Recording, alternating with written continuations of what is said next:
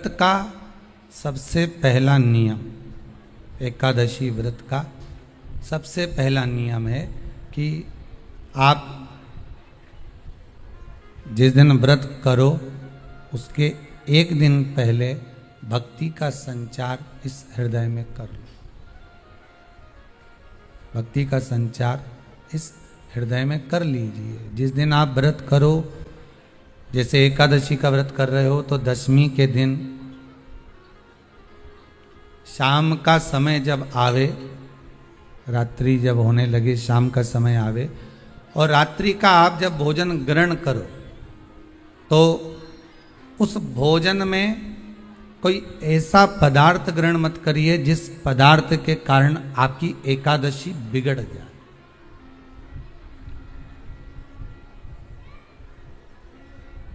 कोई बेकार भोजन हमें ग्रहण नहीं करना, श्रेष्ठ भोजन ग्रहण करिए दशमी के।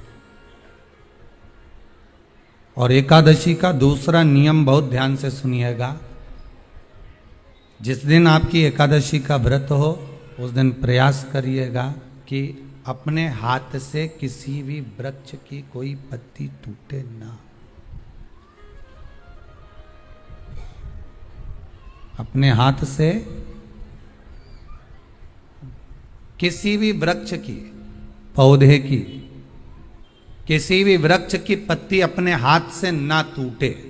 बहुत ध्यान दीजिएगा महाराज। एकादशी का ये दूसरा नियम है कि अपने हाथ से किसी पौधे की, किसी वृक्ष की, किसी डाली की कोई पत्ती टूटे ना, कोई पत्ती ना टूटे, इसका प्रयास करिए।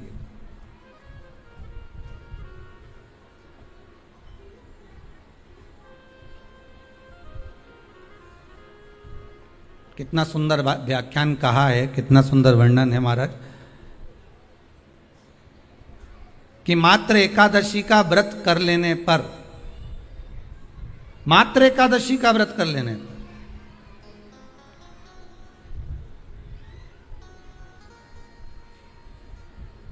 जो पूर्व में किया गया हमारा पाप कर्म है, हमने किसी जीव की हत्या करी है, हमने किसी को कष्ट प्रदान करा है, हमने किसी को अपशब्द कहा है, हमने किसी को ताने दिए, हमने किसी को आड़ा टेढ़ा कहा है, हमने किसी को गालियां दे दी है, मात्र एकादशी का व्रत ही कर लेने पर ये सारे जो दोष हैं वो समाप्त हो जाते हैं।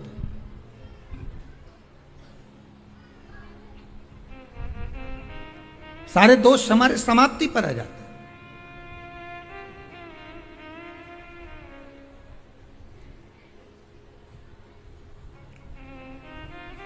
अब एक विचार करिएगा थोड़ा सा अपने मन में, अपने चित्त में, अपनी वृत्ति में एक बात उतारिएगा। एक अपने मन में एक बात को उतार कर रखिएगा कि आप अपने पाप को, अपने पाप कर्म को जिस दिन क्षीण करने वाले हो, समाप्त करने वाले हो, अपने पाप को आप जिस दिन समाप्ति पर लेकर जा रहे हो तो उसके एक दिन पहले आपको प्रसन्नता होना चाहिए कि नहीं होना चाहिए कि कल मेरा पाप कटने वाला है, कल मेरा पाप समाप्त होने वाला है। जो मैंने पाप कर्म करा है वो समाप्त होगा, जो मैंने पाप कर्म करा है वो कल समाप्त हो जाएगा। तो एक दिन पहले आपके चेहरे पर प्रसन्नता हो कि ना हो?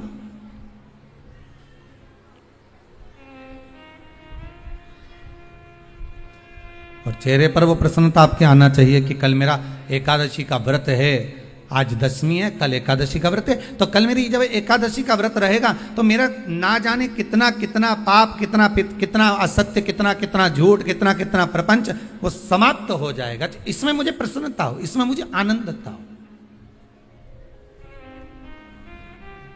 कितना सुंदर लिखा रहता है एकादशी का जब हम व्रत करते हैं तो शिव महापुराण की कथा में, व्रत शिव महापुराण की कथा जो हम श्रवण कर रहे हैं, स्कंद पुराण, पद्म पुराण, नारद पुराण, कूर्म पुराण, इन पुराणों में जब हम ग्रहण करते हैं, ज्ञात करते हैं तो हमको मालूम पड़ता है कि व्रत करने से पहले, हमारे एक दिन पहले भी हमारा सोच, हमारी वृत्ति, हमारा मन, हमारी दृष्टता, हमारी चित्तवृत्ति जो भी है, हमारी दृष्टि जो भी है वो शुद्ध होना चाहिए।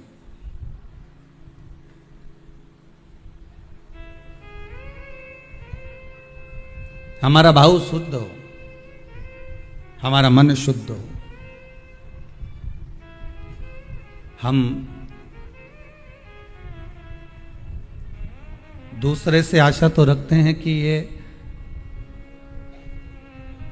हमको प्रेम से बात करे, हम दूसरे से आशा रख रहे हैं कि हमसे प्रेम से बात करे, हम दूसरे से आशा रख रहे हैं कि ये हमारे से स्नेह से बोले, हमारे से मीठी वाणी का प्रयोग करे। पर पहले अपने भीतर झांक कर देखो कि आप उससे कैसी बात कर रहे हैं।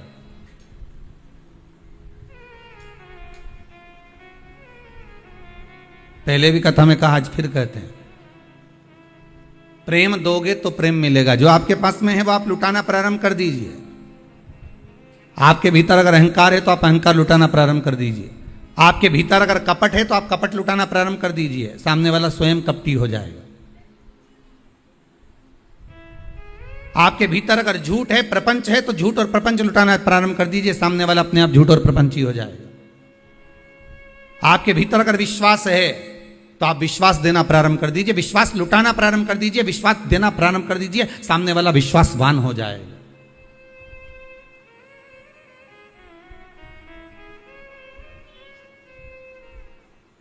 सामने वाला स्वयं विश्वासवान हो जाएगा।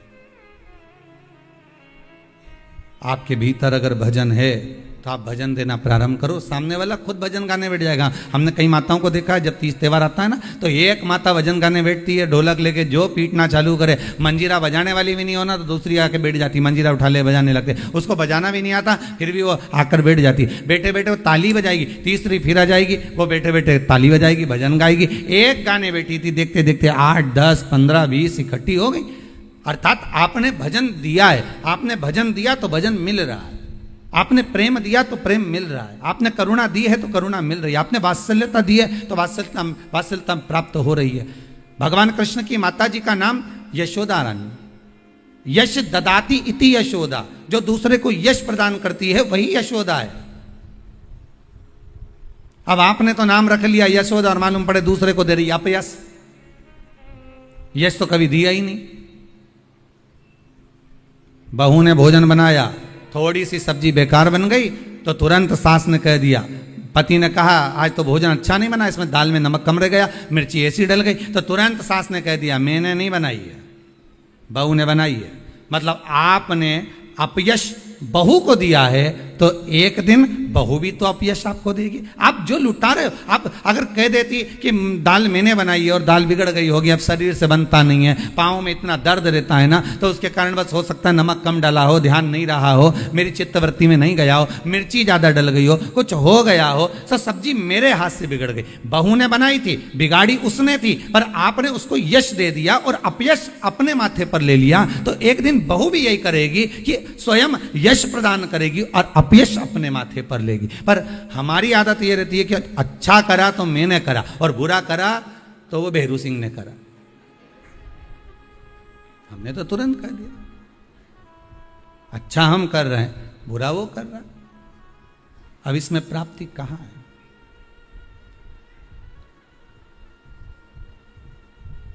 इसमें सुख का भान कहां है? आप अच्छा देने का प्रयास करो तो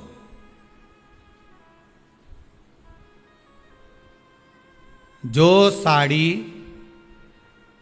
कोई नहीं पहने, ना बहू पहने, ना बेटी पहने, ना कोई पहने, जब वो साड़ी बहुत दिन की रखी रही और वो साड़ी कोई नहीं पहने, तब तुमने उठाकर उसको भागवत जी पे चढ़ा दी। और आशा क्या रख रही हो कि भागवत मैया ऐसी कृपा करजे हमारी झोली खुशी से भर दीजिए।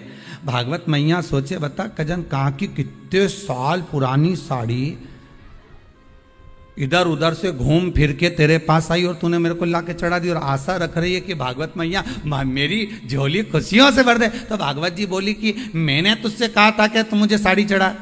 कभी भागवत महारानी बोलने आई तुमसे?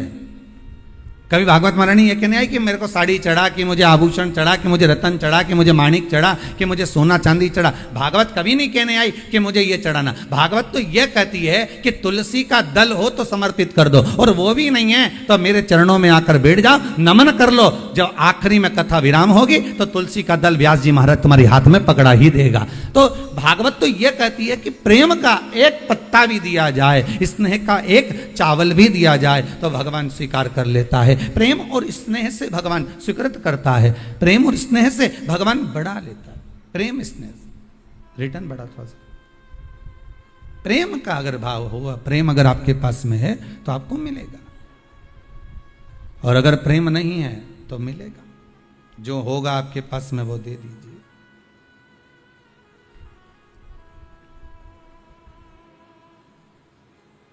और जब आप प्रेम लुटाने लगोगे, जब आप प्रेम देने लगोगे तो प्रेम मिलने लगेगा।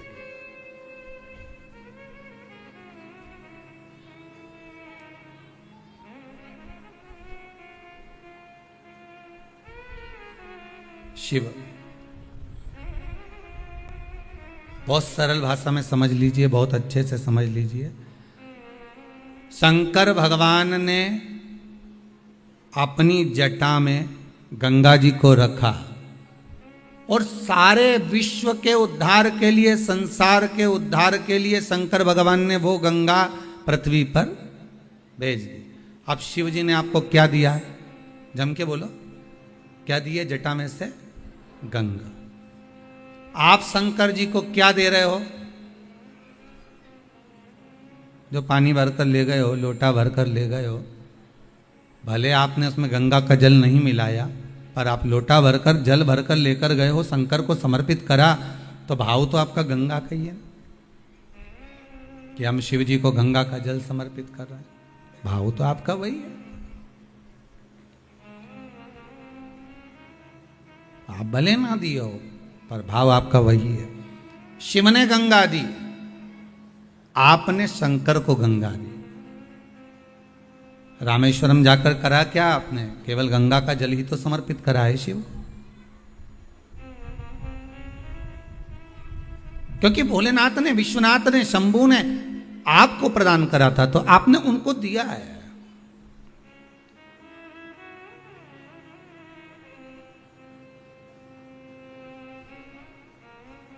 दूसरा, शिव ने आपको क्या दिया? तो शंकर ने दूसरी चीज दी है हमको, सत्य। क्या प्रदान करा है? सत्य। शिव महापुराण के अंतर्गत आता है कि भगवान ब्रह्मदेव ने बारंबार असत्य बोला, हर बार असत्य बोला। आखिरी में उनका सिर भगवान शंकर ने भैरव को प्रकट करा और उनका मस्तक कटवा दिया। जिस मुख से वो झूठ बोल रहे थे, असत्य बोल रहे थे, वो मस्तक काट दिया गया।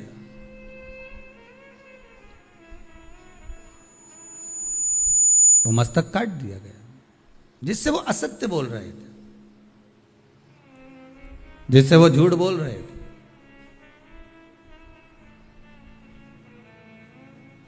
क्योंकि भगवान शंकर को अगर प्रिय है, मेरे देवाधिदेव महादेव को अगर कुछ प्रिय है तो वो सत्य प्रिय। सत्यम शिवम सुंदर। शंकर को सर्वाधिक प्रियता किसमें? सत्य में।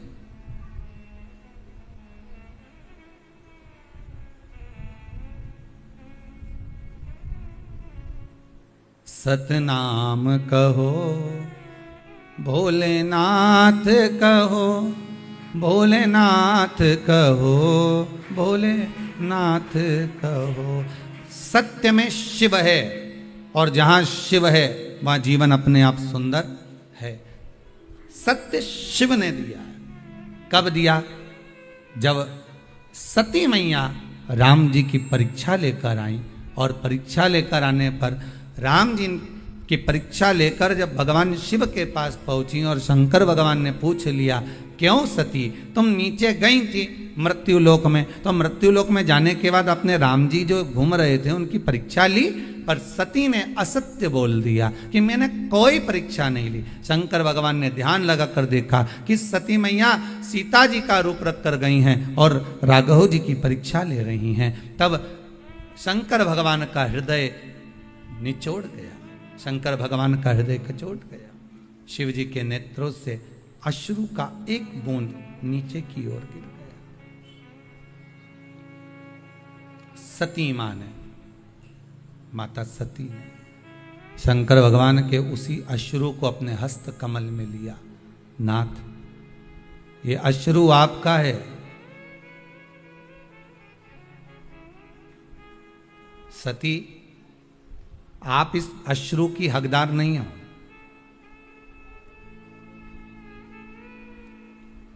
सती, आप इस अश्रु की हकदार नहीं हो। सती ने पूछा, इस अश्रु की हकदार मैं नहीं हूं। नहीं नहीं, आप इस अश्रु की हकदार नहीं हो। यह अश्रु तो आप किसी और को दीजिए। सती ने पूछा, क्यों? शंकर भगवान बोले, मेरा यह अश्रु आपको मालूम नहीं है कि ये मेरा आंसू कब निकला है? आप झूठ बोली हो, असत्य बोली हो, तब निकला है।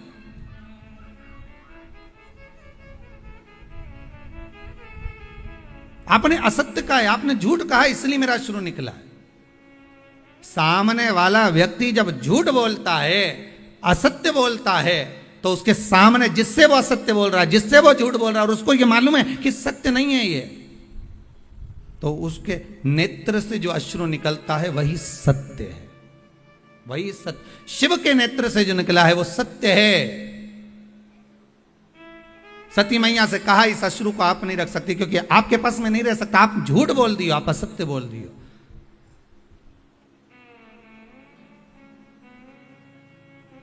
व्यक्ति तो आखिरी में बोलता है राम नाम सत्य है, बाकी का समय तो राम राम जपना, पराया माल अपना। मुख में राम, बगल में चोरी। सत्य तो आखिरी में निकलता है, जब जीवात्मा चली जावे, जब ये आत्मा, ये जीव केवल शरीर पड़ा हुआ है और आत्मा निकल गई, तब लोगों ने जब उठा कर लेकर गए, तब कहा कि राम नाम सत्य है। इससे पहले सत्यता नजर नहीं आती। जब तक जिंदा रहता है ना, तो परिवार सत्य है, पत्नी सत्य है, कुटुंब सत्य है, मेरा घर परिवार, नाते रिश्ते, ये सब सत्य नजर आएंगे। और जैसे ही प्राण छूट गए, सब असत्य, बस राम नाम सत्य नजर आता, उसके सिवाय कुछ सत्य नहीं दिखता।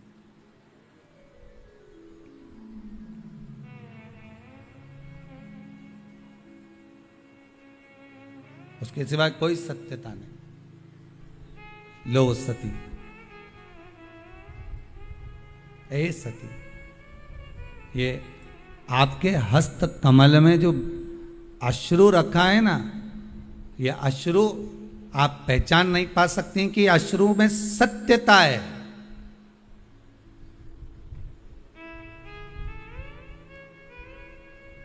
इस अश्रु को आप जान नहीं पाओगे। किसी ने एक लाइन अच्छी गाई है, शायद किसी ने गाए होगी, कोई कलाकार ने, पर अच्छा था। हजारों तरह के ये होते हैं आंसू,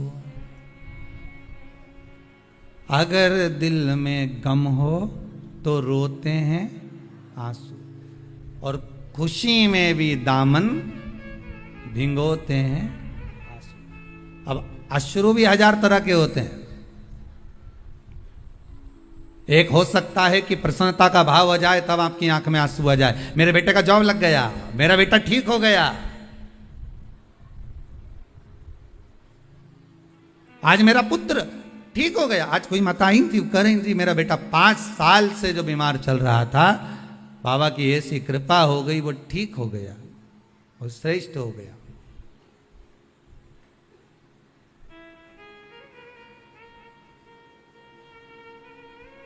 कहीं शंकर की दया हो।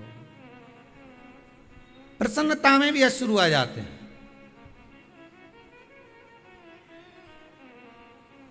जिससे मिलने के लिए बहुत समय से तरस रहे हो, बहुत समय से जान रहे हो, अगर वही माता पिता कुटुंब कबीला जिससे स्नेहता है वो सम्मुख आ जाए, तो भी आंसू आ जाते हैं। प्रेम है, करुणा है, वात्सल्यता, स्नेह।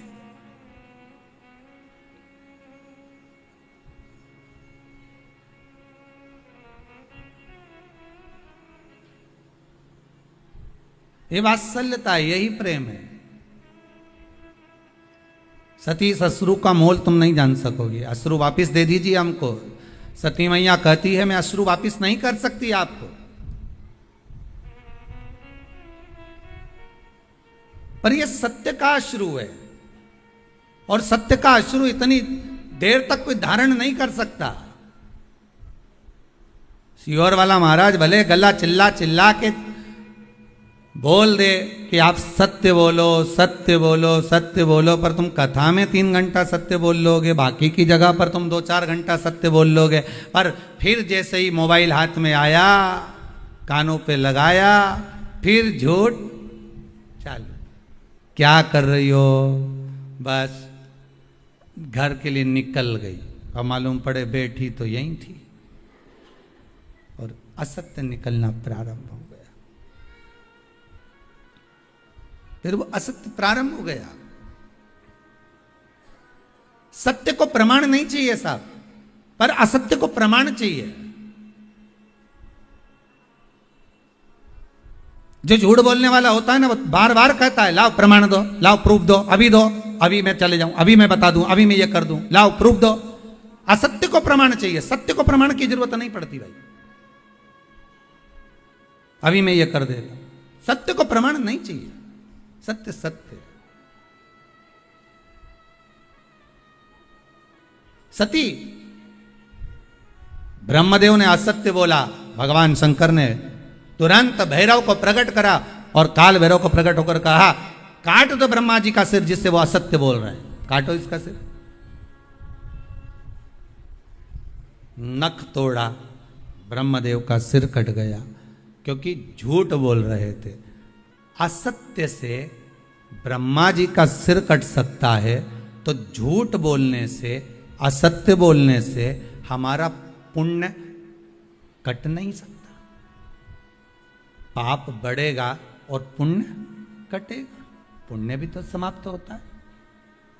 हमने पहले कथा में कहा था, आज फिर कहते हैं, आप 24 घंटे सत्य मत बोलो, परंतु कम से कम दिन भर में 1 घंटा तो ऐसा बना लो कि मैं 1 घंटा सत्य बोलूंगी। पर वो 1 घंटा किसी को बताना मत कि मैं इसी घंटे में सत्य बोलूंगी, नहीं तो मालूम पड़े कहीं का आकर बहू पूछ ले, क्यों मम्मी सही बताना, मेरे प्रति क्या सोच रही बैठे बैठे, और सास ने जो सत्य बोल दिया तो हो गया कल्याण। वो बताना भी मत को कौन से घंटे में तुम सत्य बोलने वाली।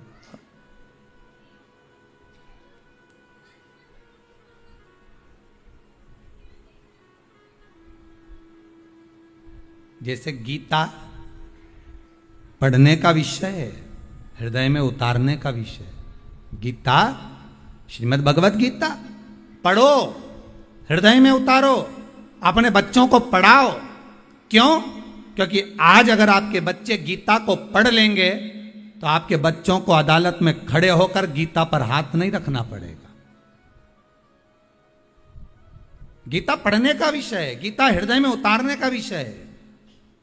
श्रीमद् भगवत गीता को अपनी चित्तवृत्ति में, अपने मन में अगर हमने उतार लिया तो हमारे घर के बच्चों को कभी अदालत में जाकर खड़े होकर गीता पर हाथ नहीं रखना पड़ेगा। अगर गीता का स्मरण करा है तो, श्रीमद् भगवत गीता का मनन चिंतन करा है तो।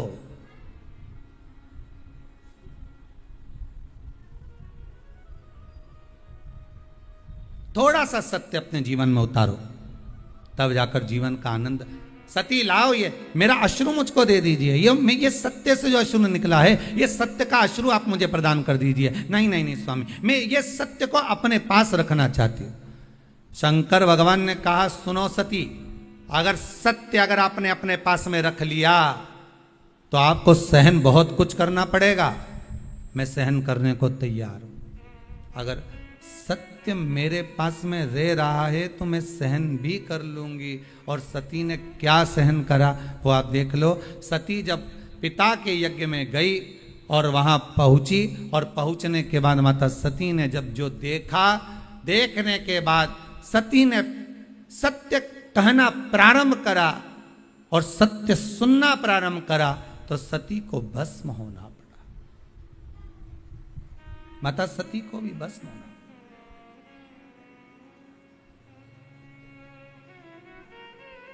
बड़ा कठिन है महाराज।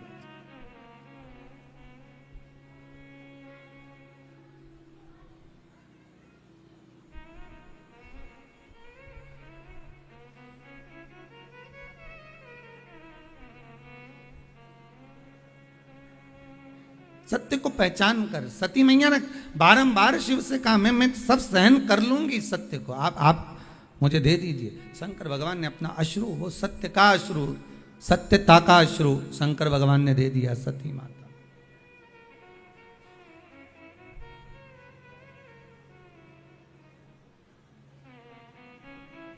और सत्य जब माता सती के हृदय चित्त में समाहित हो गया, सत्य जब माता सती के हृदय चित्त में विराजमान हो गया, तब फिर सती शिव के चरणारविंद का स्मरण कर कर अपने प्राणों को त्याग दी, भस्म हो गई,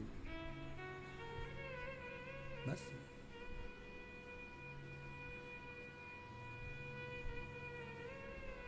और वो सत्य के कारण ही मेरा शंकर, सती मैया हो, पार्वती मैया हो, जगत हो, संसार हो, सत्य के कारण ही मेरा शिव सबके हृदय में विराजमान। सत्य शिव को प्रिय, सत्य शिव को प्रिय। और जब शंकर भगवान को सत्य प्रिय है तो उस शिव को अगर कुछ देना है तो ब्रह्मदेव को सत्य ही देना था।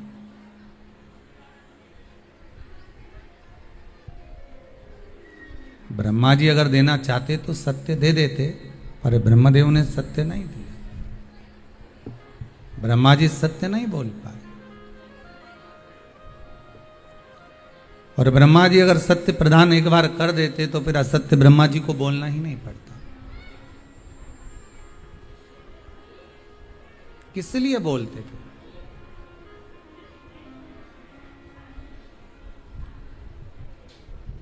व्रत मार्गशीर्ष मास एकादशी के जन्मदिन की तारीख बता रहा है। जैसे भादो कृष्ण अष्टमी किसका जन्म है? भगवान कृष्ण का। चैत्र की नवमी बोलते जाओ राम जी का। कोई आपसे पूछे कि एकादशी का जन्म कब हुआ था? मार्गशीर्ष मास की सुंदर कृष्ण पक्ष की एकादशी के दिन, जब 11वां दिन था भगवान को सोते हुए, तब भगवान के शरीर से एक कन्या ने, एक स्त्री ने जन्म लिया। 11वें दिन जन्मी, इसलिए भगवान आगे इसका नामकरण संस्कार करेंगे, उसका नाम एकादशी रखेंगे। एकादशी का जन्म कब हुआ? तो कहा एक नाड़ाजंग नाम का सुर था, राक्षस, जिसके पुत्र का नाम था मुर। क्या नाम है? मुर। मुरदैत्य। ये मुरदैत्य इतना विशालकाय था, इतना विशालकाय था, रहने वाला चंद्रावती नगर का था। कौन से नगर में रह रहा था? चंद्रावती नगर। बड़ा विशालकाय।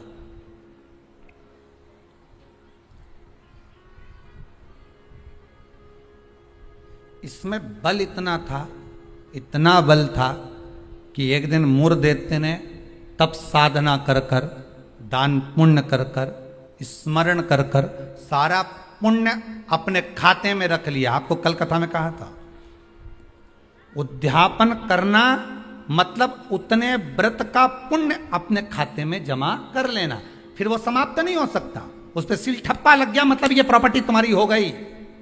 उद्यापन करना मतलब ये इतने व्रत तुम्हारे खाते में चले गए। अब ये व्रत तुम किसी को ना तो कहीं जा सकते हैं ना छिन्न हो सकते, क्योंकि उसका तुमने उद्यापन कर दिया, उस पर सील ठप्पा लग गया, उसकी रजिस्ट्री हो गई, वो आपका हो गया।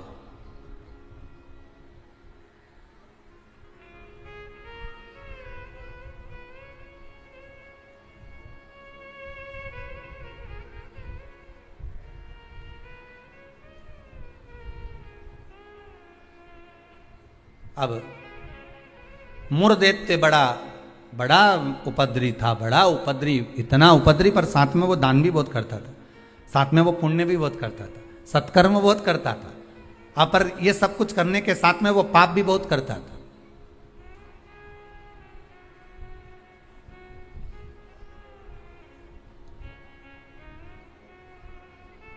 बहुत पाप करता था, पुण्य के साथ में पाप भी बहुत करता था। होता है व्यक्ति पुण्य के साथ में पाप कर भी देता है। शंकर जी के मंदिर में लोटा भर के पानी चढ़ाने गया और मन में विचार कर कर गया, बताओ अपने आप को कैसी इत्र आ रही है। दूसरे को देख के अपन तुरंत उसी समय पे पाप कर दिया। बताओ अपने आप को कितनी इत्र आ रही। अरे अरे वो इतरान दे, तू तो अपना शंकर जी के जल चढ़ाने, हरि ओम बोलने, नमः शिवाय बोलने अपने घर जा। तेरे को क्या करना कि इतरारी ने कई कर रही, वो करे करना। तुम तो शंकर जी भजो, शिव नाम जपो, शंकर का स्मरण करो और भगवान का भजन करके अपने घर जाओ बस। पर मुरदैत्य पुण्य भी करता था तो पाप बहुत करता था। इतना पाप कर्म था कि वो घबराए नहीं, बस पाप ही पाप में लिप्त हो जाए। समय आया, एक बार ये मुरदैत्य पहुंच गया अमरावती, अमरपुर, भगवान वैकुंठ अधिपति के उस भवन में जहां 33 कोटि देवता सदा विराजमान रहते हैं। ऐसे सुंदर आनंद में भगवान के धामों में पहुंच गया और जिस इंद्र लोक में जाता तो इंद्र को पकड़कर जमीन पर फेंक देगा। अब बहुत अच्छे से सुनिएगा महाराज, देवता ऊपर जब युद्ध करते थे और युद्ध के मैदान से नीचे गिरते थे तो मृत्यु लोक में नहीं आते थे। कहां नहीं आते थे?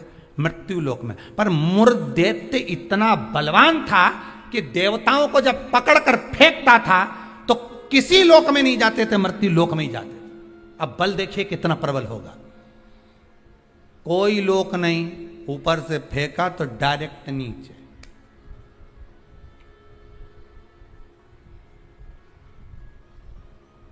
सीधे नीचे।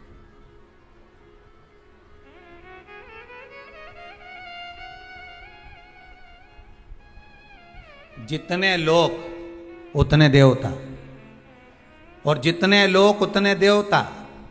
अब इसने सोचा इतने सारे देवताओं को अलग अलग गिराने कब तक जाऊंगा, तो इसने क्या करा, आज चढ़ गया सारे लोकों पर और लोकों पे चढ़कर जो नृत्य करना प्रारंभ करा, जम जम के नाचना, तो सारे लोक हिलने लगे और जितने उसमें 33 कोटि देवता रह रहे थे सब मृत्यु लोक में गिर गए। अब सारे लोक में किसका राज्य हो गया? जम के बोलिए जरा, उस मुरदैत्य का। सारे लोग खाली, मुरदैत्य का राज्य। सारे देवता इकट्ठे होकर शंकर भगवान के पास में गए, क्योंकि मृत्यु लोक में आ गए तो मृत्यु लोक में कहां जाएंगे। आपको पहले भी कथा में कहा, मृत्यु लोक में जन्म हुआ है आपका। आप पृथ्वी पर जन्मे हो और मृत्यु लोक में जन्म लेने के बाद अगर आप मन में सोचो कि हम शंकर की आराधना क्यों कर रहे हैं, अरे मृत्यु लोक में जन्म लेने के बाद शंकर की आराधना ही मूल है, शिव की आराधना ही जरूरी है।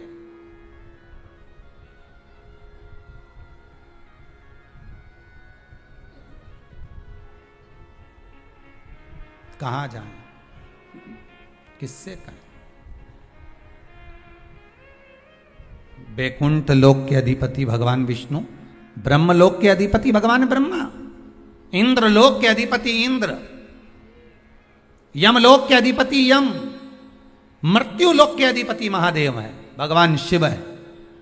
और अगर आप मृत्यु लोक में रह रहे हो तो आपके जीवन में अगर दुख है, तकलीफ है, कष्ट है, रोग है, बीमारी है, तकलीफ में हो तो शंकर की शरण में जाइए। सारे 33 कोटि देवताओं का चरित्र एकादशी के जन्म की कथा कर रही है, पद्म पुराण की कथा कर रही है, स्कंद पुराण की कथा कर रही है, शंकर की पावन कथा कर रही है कि देवता जब मृत्यु लोक में आ गए और मृत्यु लोक में आने के बाद उनको जब कष्ट हुआ, किसी देवता के पास नहीं गए, सबसे पहले शंकर जी के पास गए, क्योंकि जो करीब में होता है उसी को पुकारा जाता है।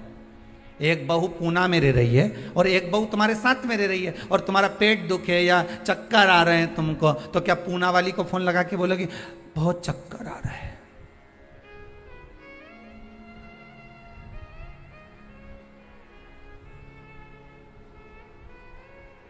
पूना वाली आएगी? अरे बोलो जम के तो बोलो। मुंबई वाली आएगी? वह इंदौर वाली जो जहां रह रही है वो नहीं आएगी। और जो जिससे कहना था उससे तो कहा नहीं, जो पास में रह रही है जरा सी देर में आवाज लगा देती, दरवाजा भड़क देती, घंटी बजा देती, चिल्ला कर बोल देती, फोन कर देती, हवाई लगा देती और कह देती बेटा जल्दी आप, बहू दौड़ कर आ, दौड़ कर आ, दौड़ कर।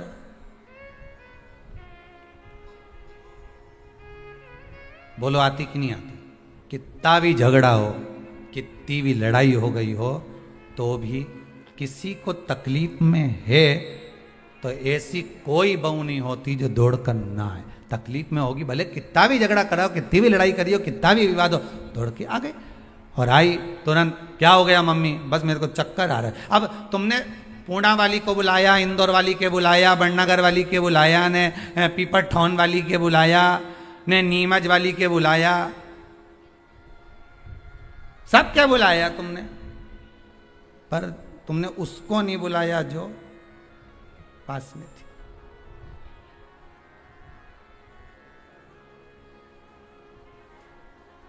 जो नजदीक में थे। मृत्यु लोक में जब देवता नीचे गिर गए तो इनके नजदीक में कौन थे? भगवान शंकर। जब शंकर भगवान नजदीक में थे तो सारे देवता शिव जी के पास दौड़ कर गए, भोलेनाथ जी के पास दौड़ कर जाकर हर हर महादेव, हर हर महादेव, हर हर महादेव। जैसे ही हर हर महादेव बोला, शंकर भगवान के नेत्र खुल गए। शिव जी ने पूछा कैसे आना हुआ ये तो बताओ। कहा महाराज जी ये वो मुर दैत्य ने हम सबको नीचे पटक दिया। अच्छा तो फिर क्या चाहते हो? बस उस मुर दैत्य का संहार कर दो। शंकर भगवान बोले मुर दैत्य का संहार मैं करूंगा?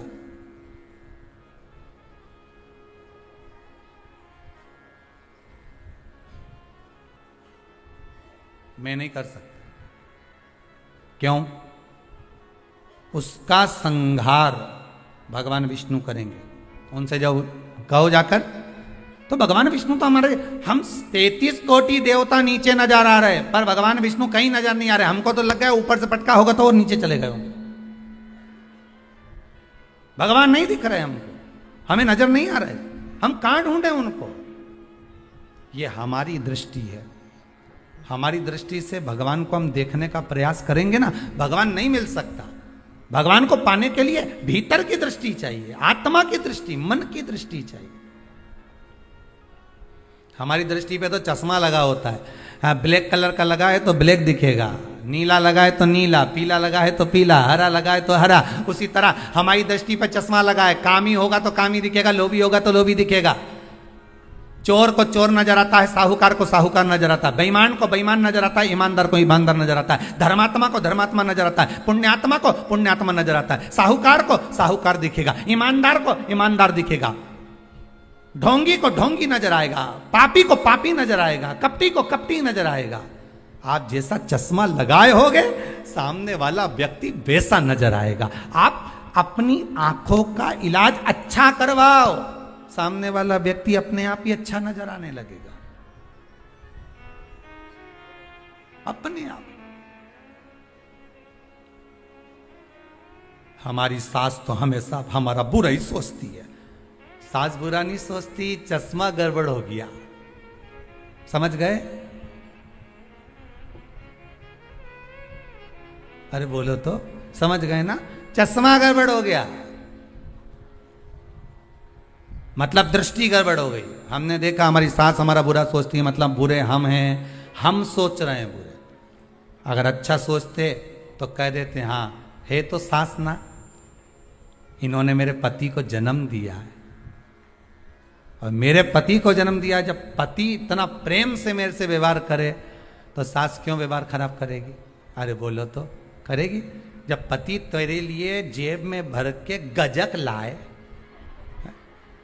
कुरकुरा लिया है, चिप्स लिया है, तब तूने एक बार भी नहीं किया कि बताओ मेरा क्या जो, तो कहे पति अच्छा है पर सास बुरी। नहीं नहीं, दृष्टि हमारी बुरी है, उसमें हमें सामने वाला व्यक्ति गलत नजर आ रहा है। हम अच्छा देखना प्रारंभ कर देंगे ना तो हमको अच्छा मिलने लगेगा।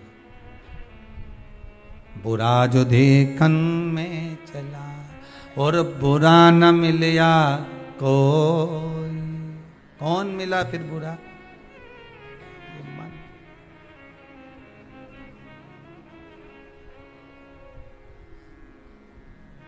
इस मन को बुरा कर। मैं नहीं मार सकता मुर्देत्य को, भगवान विष्णु मारेंगे। भगवान विष्णु कहां मिलेंगे? क्षीर सागर में शयन कर रहे हैं, जाइए सारे देवता पहुंच गए क्षीर सागर। प्रभु कृपा करिए। भगवान विष्णु ने पूछा क्या हुआ?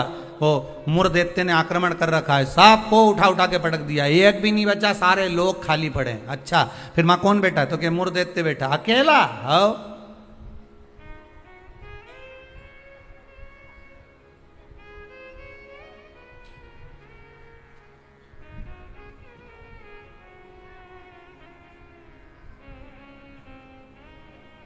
वो अकेला बैठा। हाँ भगवान विष्णु बोले आप चिंता मत करो, चलो चलो हमारे साथ। चंद्रावती नगर पर सारे 33 कोटि देवता आक्रमण कर दो। शंकर भगवान तो मुस्कुराने लगे। एक मुर दैत्य के लिए 33 कोटि देवता अपना अपना लोक छोड़कर आ रहे हैं युद्ध करने के लिए। विचार करिएगा जरा। एक व्यक्ति की हस्ती मिटाने में, एक व्यक्ति की हस्ती मिटाने में ना जाने कितने लग जाते हैं नीचे गिराने में, ना जाने कितने।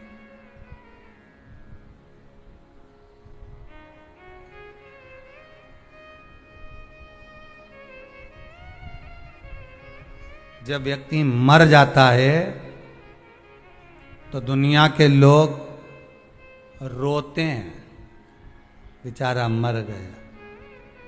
और जो मर गया उसको वापिस जिंदा कर दे भगवान तो फिर खो जाते हैं, फिर उड़ गया, वापिस उड़ गया।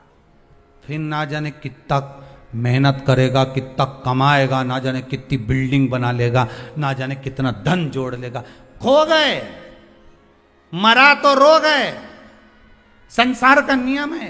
एक व्यक्ति की मुर दैत्य की मात्र हस्ती को मिटाने के लिए सारे आ गए, पर 33 कोटि देवता 15 मिनट नहीं लगे मुर दैत्य को।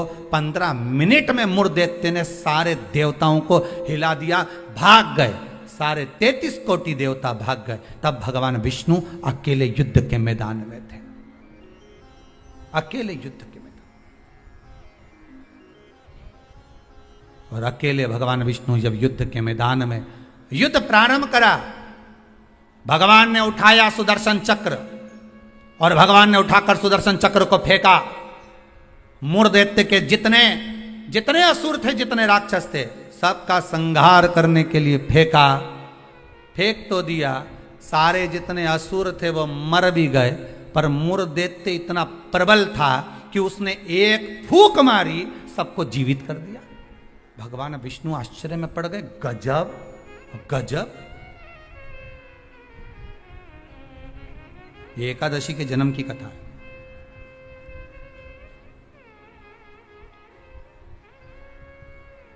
गजब हो गया, इतने सारे मरे और एक क्षण में भगवान ने तो सुदर्शन फेंका ने, सब घूम के गया ने, सबके मार के आया। उनके तो 1 घंटा, आधा घंटा, 15 मिनट, 10 मिनट, 5 मिनट लगे होंगे। इसने तो एक फूंक मारी, जो यहां से चालू करा, हैप्पी बर्थडे ने टू यू, एक फूंक में ही सब निपटा दिया। ले सब जाग गया सब। जैसे वो 11 साल होए तो लोग 11 मोमबत्ती जला। हमारे यहाँ तो कहीं नियम नहीं है, हिंदू धर्म के शास्त्र के अनुसार ये नियम नहीं है कि मोमबत्ती को बुझाओ कि दिया बुझाओ। हमारे यहाँ तो जन्मदिन मनाओ तो दिया जलाओ। और पहले बात तो जन्मदिन मनाओ तो पहले सोच के मनाओ कि 14 साल के हो गए, मतलब भगवान के करीब जाते जा रहे हैं, करीब। 35 साल के हो गए, मतलब 36वें में लग गए, उसकी ओर करीब पहुंच गए। जैसे जैसे उम्र बढ़ती जा रही, तुम तो केक काट रहे हो, ऊपर तो नगाड़े बज रहे हैं, भेरू आने वाला है, ऊपर नगाड़े बज रहे हैं। 68 का हो गया, गांव के लोग जन्मदिन मना रहे, ऊपर कह रहे तैयारी कर लो रे, थोड़ा और बचा है, आने वाला है।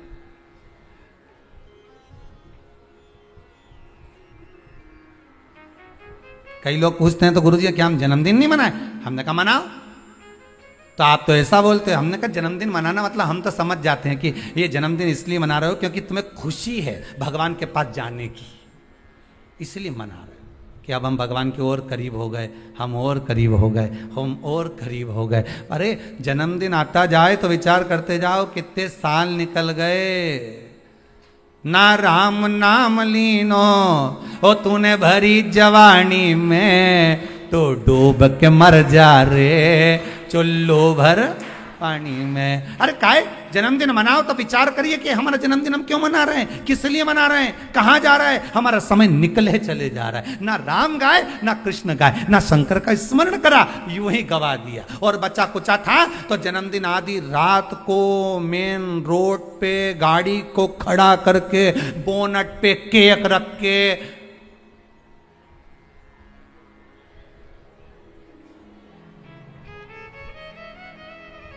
तो बेचारा इतना अच्छा व्यक्ति का जन्मदिन रोड पे मना रहे जैसे बेचारा अनाथ है रे, इसका कोई नहीं बापड़े का। उसके घर में उसकी मम्मी है, उसके घर में उसके पिताजी हैं, उसके घर में उसका भाई है, उसके घर में पूरा परिवार है, और जन्मदिन कहां मना रहा है? रोड पे। हैप्पी बर्थडे टू यू, क्योंकि अनाथ है तो जन्मदिन रोड पे मन रहा है। अगर अनाथ नहीं होता तो जन्मदिन उसके माता पिता को खड़े रखकर मनाते कि इस माता ने जन्म दिया है तेरे जैसे बेस्ट फ्रेंड को, इसको जन्म दिया है, इस माता ने मेरे दोस्तों को जन्म दिया। खुश होते कि माता पिता ने जन्म दिया। सबसे पहले जन्मदिन पर अगर पूजन करना है तो माता पिता के गले में माला पहनाओ कि इनने तुम्हें जन्म दिया है, तुम्हारे जैसा व्यक्ति इसने पैदा किया है, तुम्हारे जैसे जीव को इसने जन्म दिया है। तुम्हें जो दोस्त मिला, तुम्हें जो फ्रेंड मिला, जो तुम्हें, समझ गए, भेरू के भेरवी ने भेरवी के भेरू मिल गया। तो जिसने जन्मदिन की खुशी उनके सामने मना।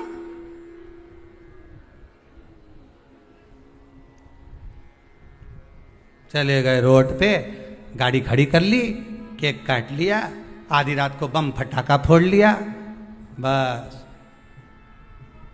क्या मतलब? वो अनाथ नहीं है, वो अनाथ नहीं है। उसके सिर पर उसके माता पिता का हाथ।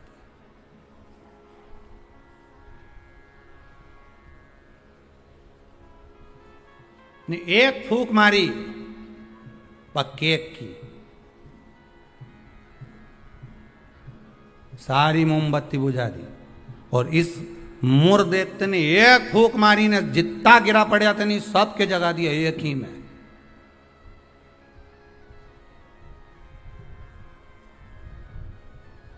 मेरे को तो लगे वो कहीं कहीं का बाबा जोगी और नहीं हो, नहीं जिसके यहाँ झाड़ा लगवाने लोग जाए, एक फूंक मार दो उठी क्या तो ये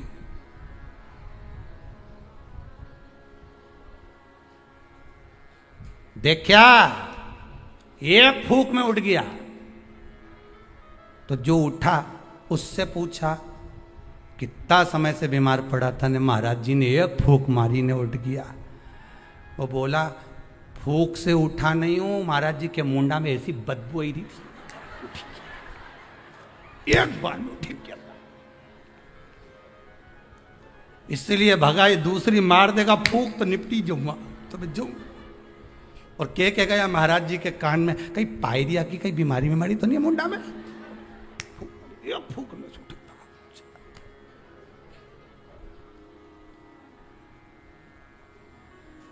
अब अभी महाराज जी ने उसको मारी थी, अब महाराज जी खुद के मार के देखो,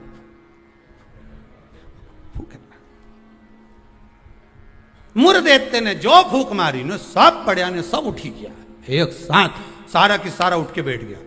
अब तो भगवान भी सोचे क्या करें। भगवान ने सुदर्शन को वापस लिया, गदा का प्रहार करा, गदा युद्ध हजारों वर्ष तक चला मुर्देत्य के साथ। 1000 वर्ष तक गदा युद्ध चला है भगवान विष्णु का। गदा युद्ध में जब भगवान विष्णु हार गए तब मल्लाह युद्ध प्रारंभ हुआ। कहते हैं हजारों वर्ष निकल गए, 10, 20, 25, 50 हजार वर्ष केवल मल्लाह युद्ध में निकल गए भगवान विष्णु के, तो भी नहीं हारा। आखिरी में भगवान विष्णु की हापड़ी थोड़ी ऊंची, भगवान विष्णु को लगा कि ये हार नहीं रहा। भगवान विष्णु थक गए, क्योंकि ये मूर दैत्य तो पत्थर जैसा था और मेरे नारायण कमल जैसे कोमल थे। भगवान एक जगह जाकर बैठे। लक्ष्मी जी ने, पद्मावती जी ने, माता लक्ष्मी ने जाकर पूछा, नाथ हुआ क्या है? भगवान कह रहे हैं मैं थक चुका हूं, हजारों वर्ष से युद्ध लड़ रहा हूं, पर तू ये हारता नहीं है। तब लक्ष्मी, मैं आता हूं तो रुक। लक्ष्मी जी को क्षीर सागर में रोका और भगवान नारायण दौड़ कर गए बद्री विशाल। हेमवती गुफा में प्रवेश कर गए। 12 योजन की उस गुफा में मेरे भगवान प्रवेश कर गए। जाकर मेरे नारायण सो गए, क्योंकि इतने थक चुके थे।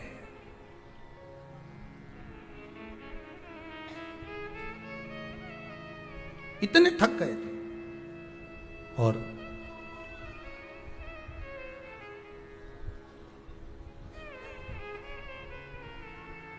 इतने थक गए भगवान, इतने थक गए, सो गए। मूरदैत्य भगवान के पीछे पीछे दौड़ कर आया कि आखिर ये जा कहां रहे हैं, ये जा कहां रहे हैं। मूरदैत्य ने विचार करा, आज भगवान भाग कर कहां जा रहे हैं मुझसे। केवल वो काल्यावन को देखकर भगवान युद्ध का मैदान छोड़कर नहीं भागे थे, यहां मूरदैत्य को देखकर भी भगवान युद्ध का मैदान छोड़कर भागे थे। भगवान का नाम था रणछोड़ राय। कहां जा रहे हैं, किस जगह जा रहे हैं? जा रहे चले।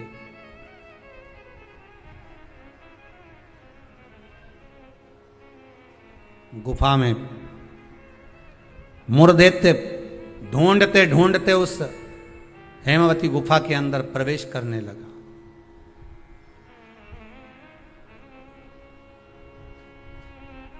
वहां पर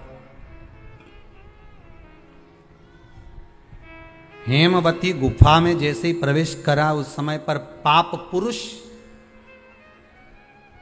कौन सा पुरुष है? पाप। व्यक्ति का जो पाप होता है, जब वो पुण्य वाली जगह पर जाता है, सत्कर्म वाली जगह पर जाता है, तो उसका जो पाप पुरुष है, उसका जो पाप है, वो उसके सामने आकर खड़ा हो जाता है। बहुत ध्यान देना। क्यों कहते हैं कि मंदिर जाओ, क्यों कहते हैं तीर्थ जाओ, क्यों कहते हैं सत्संग में जाओ, क्यों कहते हैं कथा स्मरण में बैठ जाओ, क्यों कहते हैं? हमारा जो पाप है वो हमसे, जैसे ही हम तीर्थ गए, जैसे ही हम भजन में गए, जैसे ही हम कथा में गए, जैसे ही हम कीर्तन में गए, जैसे ही हम स्मरण में गए, जैसे ही भगवान की भक्ति में हम पहुंचे, हमारा पाप जो हमारे सम्मुख में था, हमारे साथ में था, वो पाप हमसे दूर हो जाता है। और मूरदैत्य के सामने वही पाप पुरुष आकर खड़ा हो गया।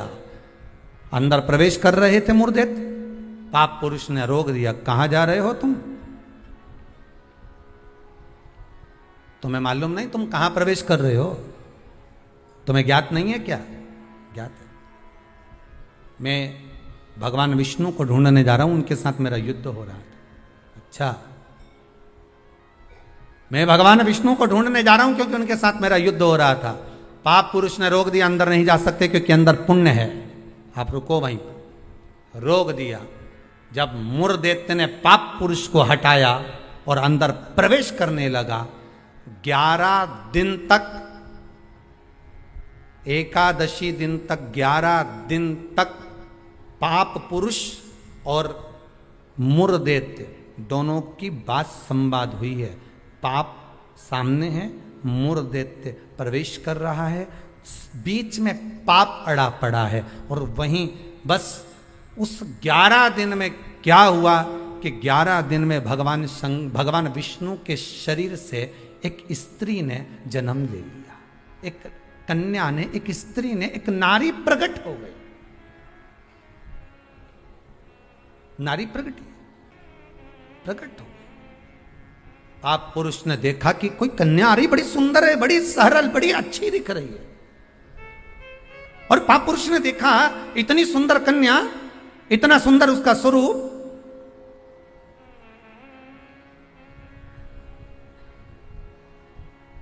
कईयों के मन में बड़ा प्रश्न होता है महाराज जी, कई माताएं बहुत प्रश्न करती हैं, कहती हैं गुरु जी क्या एकादशी का व्रत केवल वेधव्य नारी करती है?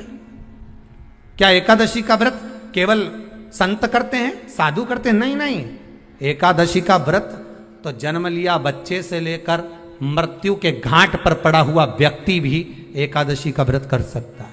अपनी एकादशी स्वयं करो, मरने के बाद दूसरे लोग एकादशी दें, उससे अच्छा है कि अपना अकाउंट में खुद जमा करते चलो।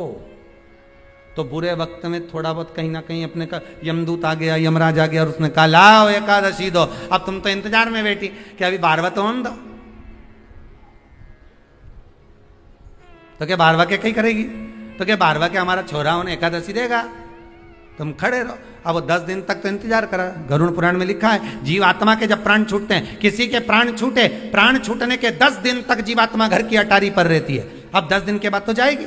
अब तुम तो कह रही अभी रुक जाओ रे, अभी अभी कहाँ जा रहे हो? अभी एकादशी मेरे को मिलेगी, हमारा छोरा देगा, बहू देगी, बड़ी बहू देगी, छोरा देगा, पोता देगा, पोती देगी, नाती देगा, पंती देगा। और पंडित जी जब बैठे संकल्प दिलाया, बोलो तुम्हारे दादाजी के कितनी एकादशी दोगा? तो कि हमने 5 दी, कोई कि हम 14 दी, कोई कि हम 10 दी, कोई कि हम 3 दी, कोई कि हम 2 दे दिए। तो कहीं दादाजी कहीं भिखारी था? ये दादाजी की कथा नहीं, अपनी कथा। अपन क्या भिखारी है जो दूसरे की एकादशी लेकर जाएंगे?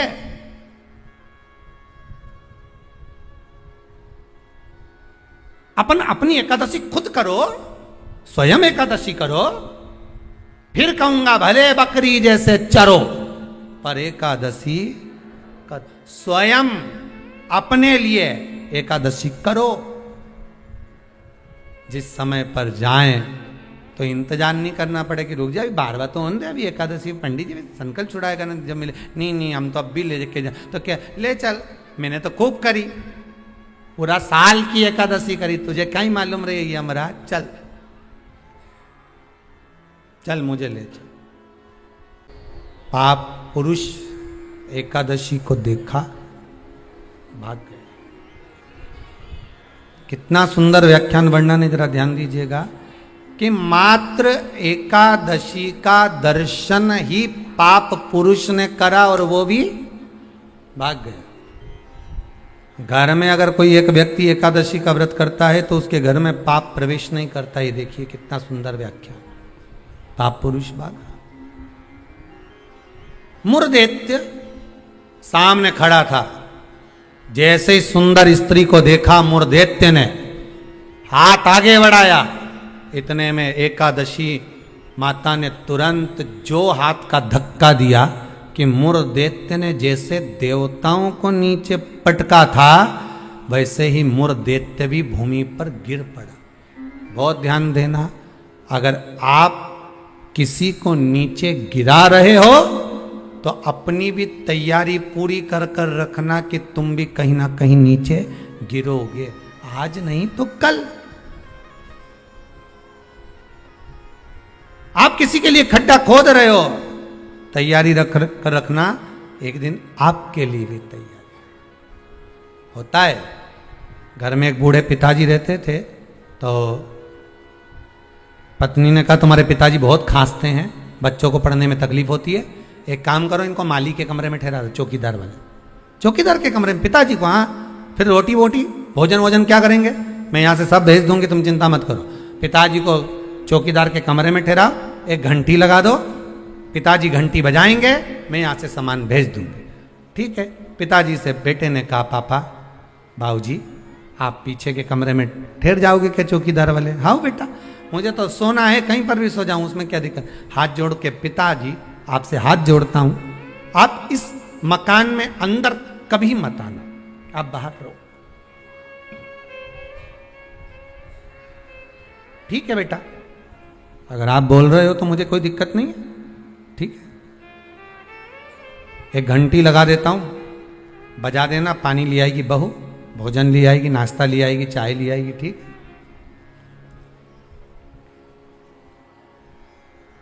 घंटी लगा दी, पिताजी घंटी बजाते, बहू सामान भेज देती। एक दिन पिताजी ने घंटी नहीं बजाई, बेटे ने कसम दी थी अंदर मत आना मकान, बेटा शाम को आया, पत्नी से पूछा क्यों, पिताजी को चाय भोजन नाश्ता वगैरह दिया? पिताजी ने घंटी नहीं बजाई, हो सकता उनके पास रखा होगा। बेटा शाम के समय पिता के कक्ष में जाकर देखता है पिता पलंग से जमीन पर पड़े हुए थे। पूछा, जल का छींटा दिया, बेहोशी में पिता थे, उठे, क्या हो गया पिताजी? पिताजी बोले, प्यास लगी। पानी नहीं पिया क्या आपने? भोजन नहीं किया? नहीं, मैंने खूब घंटी बजाई पर कोई सामान लेकर नहीं आया। बेटे ने घंटी बजाकर देखी तो घंटी नहीं बज रही थी। पिताजी घंटी तो बज नहीं रही है। पिताजी बोले, मुझे लगता है घंटी के तार को ऊंदरा ने कतर दिया होगा, चूहे ने कतर दिया होगा, इसलिए घंटी नहीं बज रही होगी। बहू का दोष नहीं है बेटा। बेटा बाप को पानी पिलाता, इतने में बाप चला गया, मर गया, प्राण छूट गए, अंतिम संस्कार हो गया। 10 दिन पूर्ण हो गए, सफाई होने लगी। घर में 2 बच्चे थे छोटे छोटे। जब माँ सफाई कर रही थी तो घर के दोनों बच्चे ने, एक ने तार को घड़ी बनाया, जेब में रखा, एक ने घंटी को अपनी जेब में रखा। माँ ने पूछ लिया, क्या कर रहे हो? बच्चे चिल्ला कर दौड़े, घंटी जेब में रख रहे हैं। क्यों? जैसे आपने दादाजी के लिए घंटी लगाई थी, आपकी बहू आपके लिए लगाएगी, उसकी तैयारी कर रहे हैं। ये उसकी तैयारी है। जैसा करोगे वैसा भरोगे। किसी के ऊपर उंगली उठाओगे, ये बाकी की उंगलियां आपकी साइड जाएगी, एक दिन आप पर भी उंगली उठाई जाएगी। कि किसी के लिए अपयश करोगे, एक दिन अपयश आपको भोगना पड़ेगा। किसी के लिए आप शब्द बोलोगे, वो शब्द आपको भी झेलना पड़ेगा।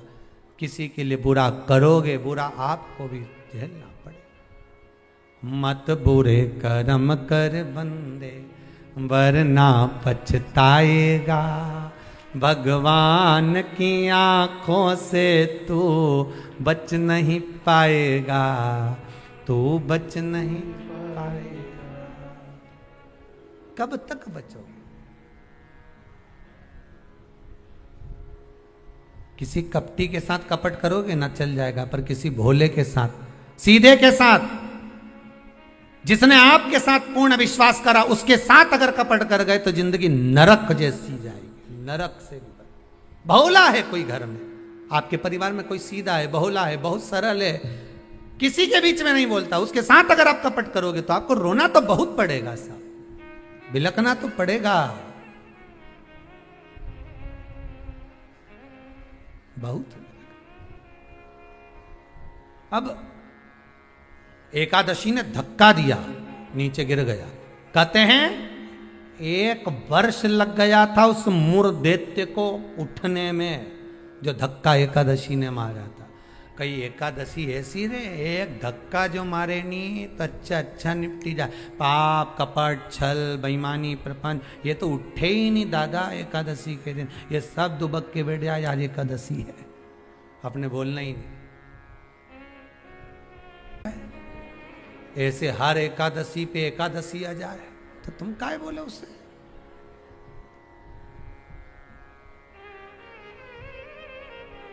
और फिर वो आंखों दिखाए जम के, समझ लेना एकादशी माता आज गुस्से में है।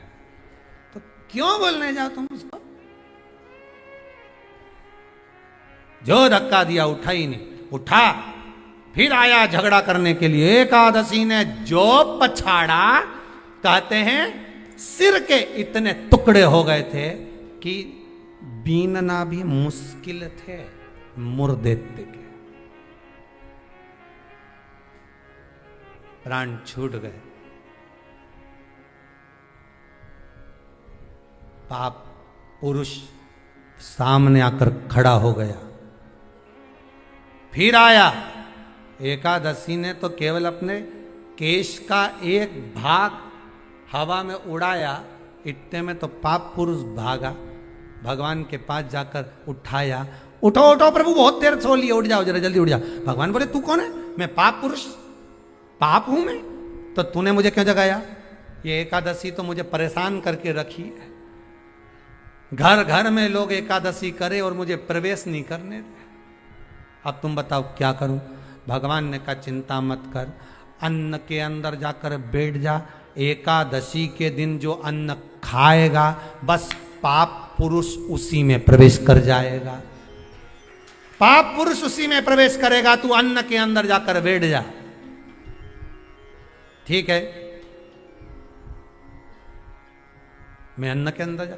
भगवान के नेत्र खुले, एकादशी को देखा, इतनी सुंदर एकादशी थी साहब। इसलिए शास्त्र कहता है कि जितनी एकादशी होती है 26 की 26 एकादशी का अगर आप वर्णन करेंगे, 26 की 26 एकादशी का यदि आप स्मरण करेंगे तो एक एक एकादशी का अगर नाम स्मरण करें तो कितना कितना सुंदर। चैत्र के महीने में 2 एकादशी, कामदा पाप मोचन। बैसाख में 2, वरुथनी मोहिनी। ज्येष्ठ महीना अपरा निर्जला। आषाढ़ योगनी देवशवनी। श्रावण महीने की कामिका पुत्रदायिनी। भादो महीने की अजा परिवर्तनी। अश्विनी महीने की इंद्रा पापकुशा। कार्तिक महीने की रमा प्रबोधनी। मार्गशीर्ष मास की उत्पन्ना और मोक्षदा। पौष महीने की सफला और पुत्रदा। माघ महीने की परतिला और जया। फागुन महीने की विजया और आमल की एकादशी। अधिक मास की पद्मनी और परमा। कितने सुंदर नाम है। अब इस नाम से पहचान करो, निर्जला। कितनी सुंदर नाम। अब नाम इतना सुंदर है तो एकादशी कितनी सुंदर होगी। अब एकादशी इतनी सुंदर होगी तो जिस दिन तुम व्रत करोगी एकादशी का तो तुम कितनी सुंदर होगी। मतलब भगवान कितने प्रेम से स्वीकारेगा कि इसका हृदय कितना सुंदर है। ऊपर की सुंदरता मत देखो साहब, व्रत करने से भीतर की सुंदरता। अब पहले कथा में कहा कि क्रीम की चमक 15 दिन रहती है, अच्छे कर्म की चमक जिंदगी भर रहती है। कर्म की चमक देखना है हमें, क्रीम की नहीं।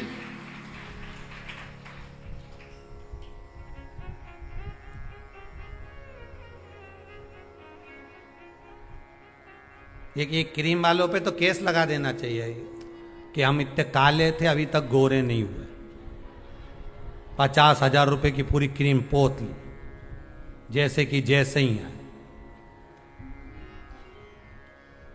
50,000 तुम लगाओ, 1 लाख वापिस लिया। हमने 50,000 की क्रीम लगाई, तुमने लिखा था उसमें एकदम सुंदर हो जाओगे, गोरे हो जाओगे। और टीवी पे तो फोटो ऐसा दिखाओ 1 मिनट में बस वो यूं ही लगाए नहीं गोरी हो जाए। और हम तो पूरी सालों लगाते लगाते हो गए नहीं अभी तक जैसा कि जैसा ये जैसा कि जैसे ही रिया, कहीं अंतर ही नहीं आया। तो बताओ, तुम बताओ गोरा कब होंगे? तो क्रीम वाले भी कह देंगे रे हमने तो शिव पुराण सुनी थी, बाहर की चमक से हमें कोई मतलब नहीं। हमने तो शिव पुराण में सुना था कि भीतर की चमक चाहिए। क्या करे बाहर की चमक का? ये चमक ये दमक फुल्ल बन में महक सब कुछ सरकार तुम ऐसे है। अभी बाहर की चमक का करोगे क्या? 2 तरह का पार्लर होता है, ब्यूटी पार्लर 2 तरह का। एक आपके घर के बाहर भी होगा, जहां जहां आप रहते हो ना, जिस जिस शहर में रहते हो, जो कथा सुन रहे हो टीवी पे, आस्था पर या मोबाइल पे सुन रहे हो, जिस मोहल्ले में कॉलोनी में रहते हो वहां लिखा रहता होगा ब्यूटी पार्लर। अब उस पार्लर में और एक पार्लर ये भी है शिव पुराण का, बस अंतर इतना है, उस पार्लर में लड़की का श्रृंगार होता है, बाहर का श्रृंगार होता है जिससे पति रीत जाता है। और इस शिव महापुराण के पार्लर में आत्मा का श्रृंगार होता है जिससे महादेव रीत जाता है। पार्लर यह भी है, पार्लर वो भी है। वो बाहर का है, ये भीतर का है। इसमें आत्मा का श्रृंगार होगा। अब आज तुम लोग जब कथा सुन के उठो ना और कहीं जाओ और कोई तुमसे पूछे कहाँ गई थी, दिखी नहीं, तो कहना पार्लर में बैठी थी। तो क्या बता 90 साल की 80 साल की और पार्लर में बैठी? हाँ, बस अंतर एक ही है उस पार्लर में उस पार्लर में। जो वो बाहर वाला पार्लर होता है ना, तो वो ऐसी ककड़ी धर के बिठा दे, एक जैसी पोत के। और यहाँ कुछ नहीं धर के बिठाए। इस पार्लर में जो बैठे हो ना शिव महापुराण के, इसमें कुछ धरने की जरूरत नहीं है। यहाँ तो मन परमात्मा के चरणों में धर दो, बस इतना चाहिए। और भगवान जो श्रृंगार करेगा उसके आगे दुनिया का कोई श्रृंगार नहीं हो सकता, सब ठीक है। परमात्मा के श्रृंगार के आगे कोई श्रृंगार नहीं हो सकता। तेरी रचना इतनी सुंदर तो कितना सुंदर, जरा विचार करिए, कितना सुंदर। रचा है सृष्टि को जिस प्रभु ने, वही ये सृष्टि चला रहे। जो वृक्ष हमने लगाया पहले, जो पेड़ हमने लगाया पहले, उसी का फल अब हम पा रहे हैं। रचा है सृष्टि को जिस प्रभु ने, वही ये सृष्टि चला रहे। रचा है सृष्टि को जिस प्रभु ने, वही ये सृष्टि चला रहे। जो पेड़ हमने लगाया पहले अच्छे कर्म का, उसी का फल अब जो बोया था वो अब आम का पेड़ बड़ा हो गया, तुम बढ़िया तोड़ तोड़ के खाओ, मना नहीं, पर लगाया था तो खा रहे हो है? और जिसने बमूल का लगाया तो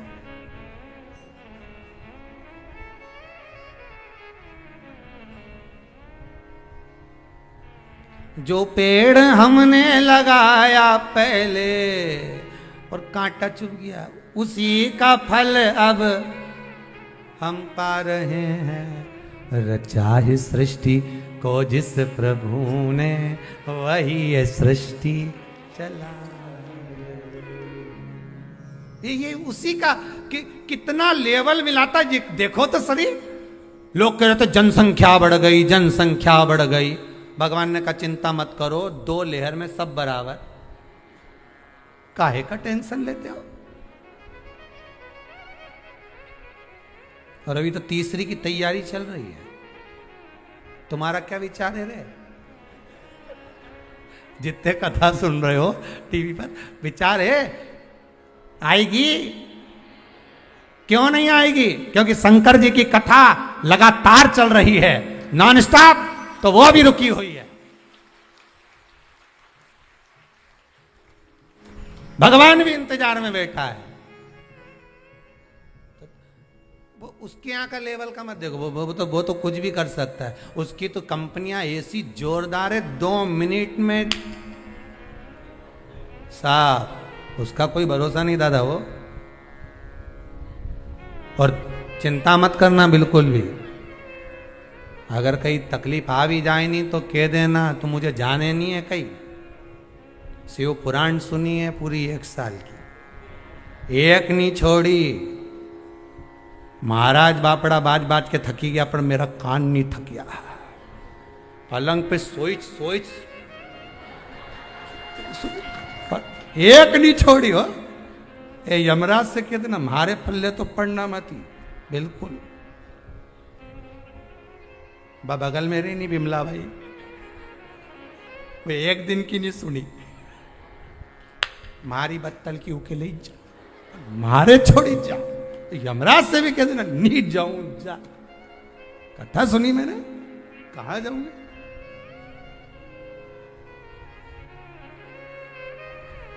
अब कहां जाए?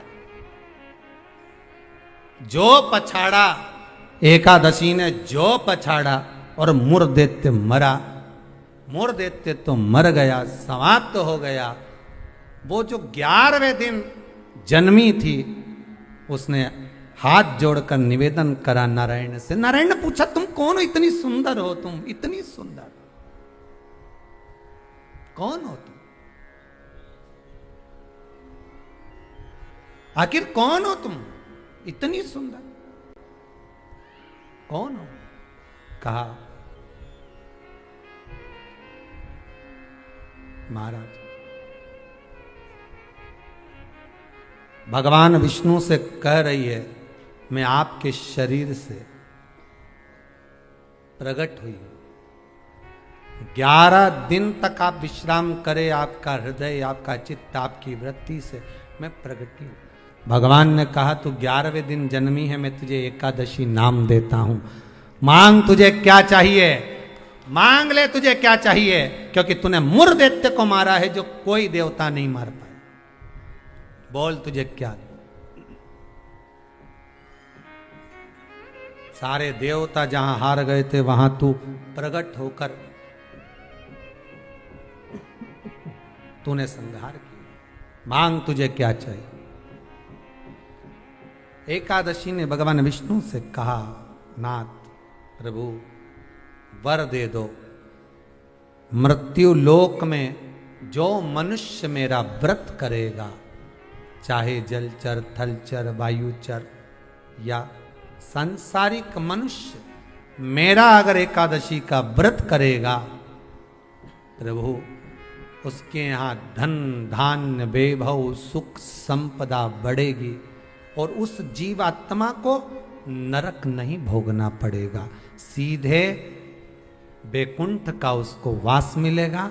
जब जीव आत्मा को लेकर चला जाएगा, यम के दूत जब बंदी बनाकर ले जा रहे होंगे उस जीवात्मा को जिसके प्राण छूटे होंगे, यम के दूत जब बंदी बनाकर ले जा रहे होंगे, तब मुझे वर दो कि मैं इसका हाथ पकड़कर बेतरनी से पार उतार कर सारे नरकों से निकालती हुई आपके धाम में लेकर आऊं। भगवान ने वर दे दिया, तथास्तु। हे एकादशी सुनो, मृत्यु लोक का मनुष्य अन्न का त्याग कर कर, क्योंकि अन्न में एकादशी के दिन पाप पुरुष रहता है, अन्न का त्याग कर कर एकादशी के दिन जो मनुष्य तुम्हारा व्रत धारण करेगा, उस व्रत को करेगा और उस व्रत को धारण करेगा, उसकी मनोकामना पूर्ण होकर वो मेरे ही धाम को जाएगा। ये तो हुआ एकादशी के जन्म की कथा। तो अब तुमसे कोई पूछे तो बता देना एकादशी का जन्म कहाँ हुआ था, एकादशी का जन्म किस गुफा में हुआ था, एकादशी का जन्म कौन से महीने में हुआ था, एकादशी का जन्म कौन सी एकादशी को हुआ था। ये सब वर्णन आज की कथा में अपन ने श्रवण करा। भक्ति और मुक्ति ये दोनों राह अलग अलग है पर मिलने का स्थान एक है। राह दोनों की अलग अलग है पर मिलने का जो स्थान है वो एक है।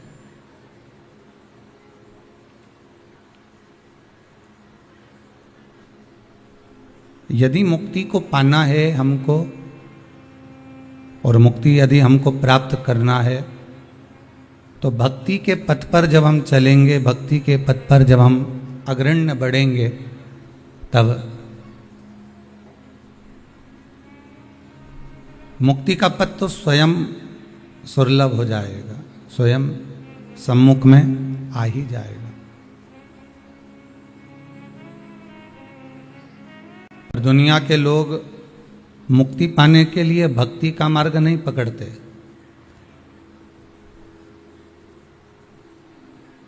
उन्होंने तो विचार कर लिया कि कैसे भी हम मुक्ति प्राप्त हो जाए। तो ऐसे कैसे मिल सकती? और अगर मुक्ति मिल भी गई तो मोक्ष नहीं मिलने वाला। शरीर अगर छूट भी गया, एक स्वरूप हमने बदल भी लिया, फिर कोई दूसरा स्वरूप मिल गया, दूसरे स्वरूप से फिर कोई तीसरा मिल गया, तीसरे से फिर कोई चौथा मिल गया।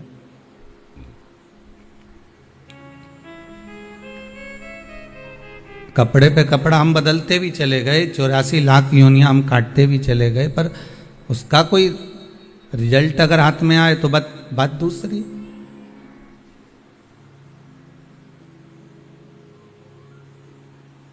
कितने बार हम जन्म लें और कितने बार अपनी मृत्यु के घाट पर उतर जाए।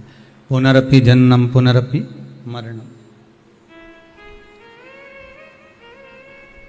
बार बार जन्म लेना, बार बार मर जाना, प्राण छोड़ देना।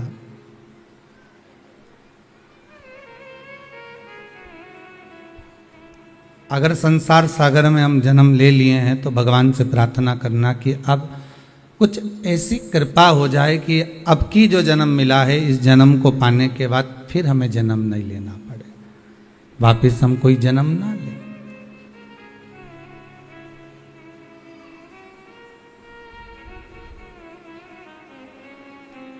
ये काया, ये शरीर एक बार अगर मिल गया, फिर दूसरी बार फिर किसी योनि में, फिर किसी योनि में, फिर किसी योनि में, बदलते बदलते बदलते बदलते फिर मानव की देह।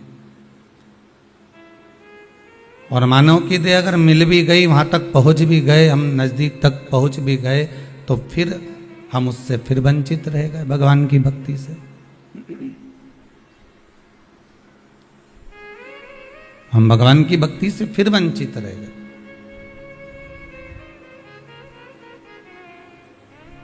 कई बार ऐसा होता है, आपका कोई कार्य होने वाला रहता है, पूरी तैयारी हो जाती है और आपको लगने लगता है कि अब यह कार्य हमारा सफल हो जाएगा, अब मैं बिल्कुल मंजिल तक पहुंच चुकी हूं।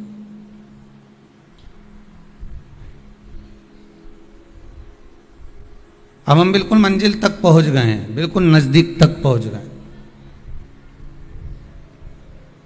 और होने ही वाला रहता है, और मालूम पड़े वो लगी लगाई जो थाली है वो खसक जाती, किसी के और के हिस्से में पहुंच जाती।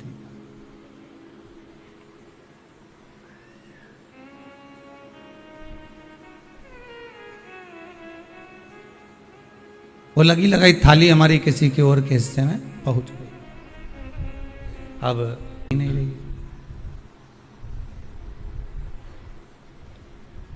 फिर पुनः प्रयास करा गया कि ये फिर प्राप्त हो जाए, फिर भी नहीं मिल रही, डीले कम करो।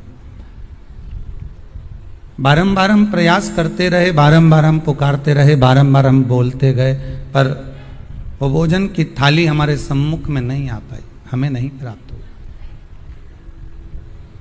उसी तरह एक बार मानव का शरीर मिलने के बाद हमने कितने कितने प्रयास करे, अथक प्रयास बहुत किए गए कि फिर वापस मानव की देह मिल जाए। अब की बार मैं भजन नहीं कर पाया, अब की बार कर लूंगा, फिर मैं कर लूंगा, फिर मैं कर लूंगा,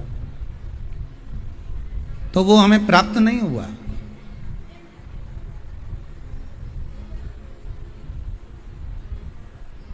कितने बार हम जन्म लेकर अपने प्राणों को त्यागा और त्यागने के बाद ये प्रयास करा कि हम कैसे भी, किसी भी तरह से, किसी भी क्षण, किसी भी पल हम भगवान को अपना बना लें, हम भगवान को अपना प्राप्त कर लें, पर नहीं हुआ। पर प्रयास करना शिव महापुराण के माध्यम से कि इस बार जो हमको मौका मिला है, इस बार हमको जो समय मिला है, इस समय के अनुसार हम भगवान को अपना बनाने का प्रयास करें।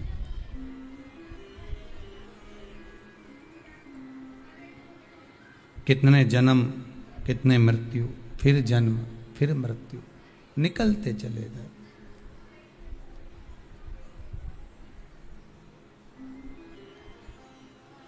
व्रत शिव महापुराण की कथा है,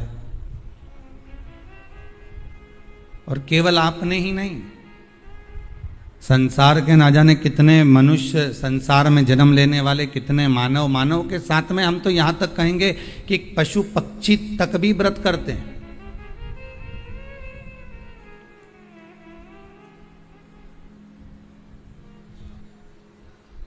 एक अगर पशु पक्षी है तो वो भी व्रत कर रहा है।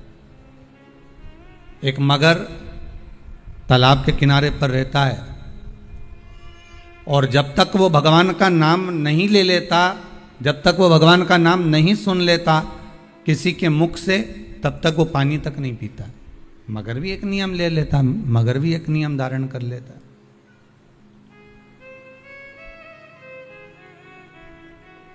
अब तालाब के किनारे पर बैठा है, एक कुंड के किनारे पर बैठा हुआ है और उसको प्यास लग रही है, पर वो पानी नहीं पी रहा है, क्योंकि उसका एक नियम था कि मेरे कानों में भगवान का शब्द जाना चाहिए, तब मेरा जल पीना सार्थक होगा। कभी कभी आपके भी मन में विचार आना चाहिए कि आज मैंने जो भोजन किया है, मेरा भोजन करना तब सार्थक है जब तक मैं भगवान का 108 बार नाम ना ले लूं। केवल व्रत यही नहीं होता कि आप राजगिरे की आटे की पूड़ी खा लो, केवल व्रत यही नहीं रहता कि आप वेपर्स चिप्स खा लो, केवल व्रत यही नहीं रहता कि आप साबूदाना का पापड़ खा लो या साबूदाना की खिचड़ी खा लो या भगर खा लो, मोर धान खा लो। केवल व्रत ये नहीं है कि आपने केवल सीरा बनाया राजगिरे का और पा लिया, व्रत इसी को नहीं कहा गया। शिव महापुराण की कथा तो ये भी कहती है कि आप अपनी जिंदगी में अगर कोई एक नियम धारण कर रहे हो तो ये भी व्रत है।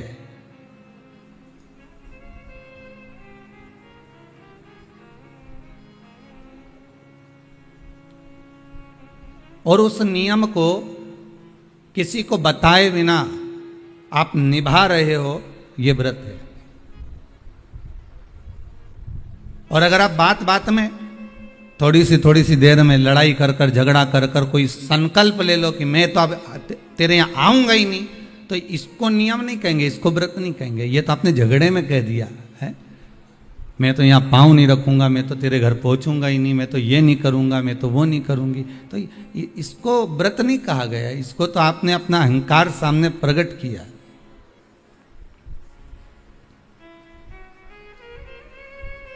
इसको तो आपने अभिमान को सामने लाकर छोड़ दिया।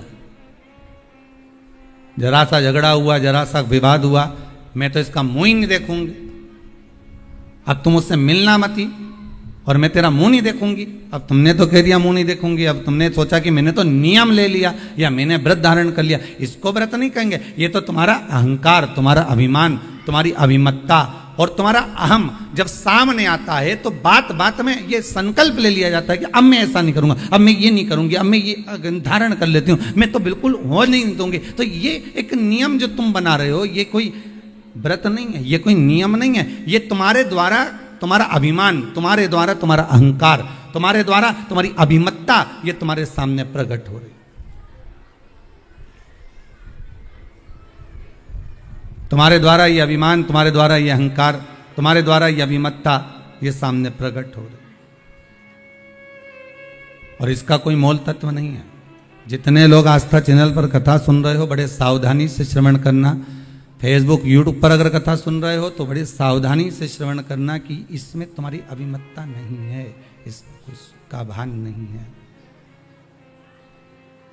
इसमें आनंद का भान नहीं है, इसमें रस तत्व का भान नहीं है।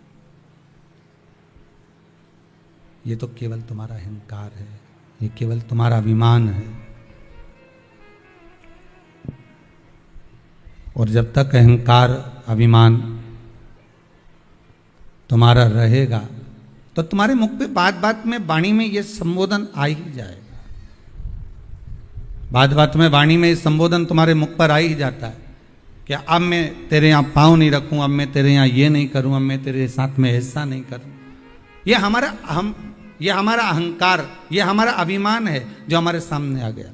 शिव महापुराण में एक बात बड़ी सुंदर लिखी है कि स्कंद पुराण में भी लिखी है कि आप जो व्रत करते हो, जो आप उपवास करते हो, जो आप नियम धारण करते हो, वो अहंकार को दूर पटक कर किया जाता है। अभिमान को बहुत दूर पटक दीजिए, बहुत दूर ले जाकर छोड़ दीजिए। जब अहंकार अभिमान आपका दूर ले जाकर छोड़ दोगे, अहंकार अभिमान आपका जब दूर चले जाएगा और उस अहंकार अभिमान को छोड़ने के बाद जब आप भगवत भक्ति में डूबोगे, तब एक आनंद दूसरा ही हमें प्राप्त हो जाएगा। तो क्या कहा गया कि प्रयास करिएगा कि एकादशी के दिन कोई वृक्ष की, कोई डाली की, कोई कोपल की कोई पत्ती ना तोड़ी जाए। क्यों? तो कहा अगर उस पत्ती को हम तोड़ देते हैं, वृक्ष की पत्ती को या क्यारे में लगी हुई कोई डाली की पत्ती को हम तोड़ देते हैं तो एकादशी का पुण्य फल प्राप्त नहीं होता, एकादशी का कोई फल हमारे खाते में नहीं जाता, पुण्य फल प्राप्त। अब फिर भले तुम चाहे तुमने मोरधन खाया हो, चाहे तुमने फिर चिप्स खाई हो, चाहे तुमने फिर व्रत का कितना ही सामान खा गए हो और तुमने सोचा कि आज मेरी एकादशी है, तो फिर उसका कोई फल प्राप्त नहीं है, उसका कोई सुख प्राप्त नहीं है आपको, फिर उसका कोई आनंद प्राप्त नहीं है आपको, फिर उसमें कोई आनंद की अनुभूति आपको नहीं मिल रही है।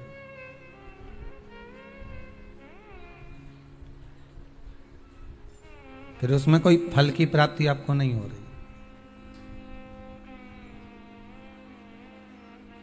आस्था चैनल के माध्यम से जितने भी एकादशी करने वाले हैं और चतुर्थी का व्रत करने वाले हैं, बहुत ध्यान से आज की कथा सुनना कि एकादशी का आपसे आपके बच्चे पूछेंगे, मम्मी हम भगवान विष्णु का दर्शन करते हैं, हम राम जी का दर्शन करते हैं, हम कृष्ण भगवान का दर्शन करते हैं, हम भवानी माता का दर्शन करते हैं, हम शंकर जी का दर्शन करते हैं, हम सारे देवी देवताओं का दर्शन करते हैं, पर ये एकादशी माता तो कभी नजर ही नहीं आती।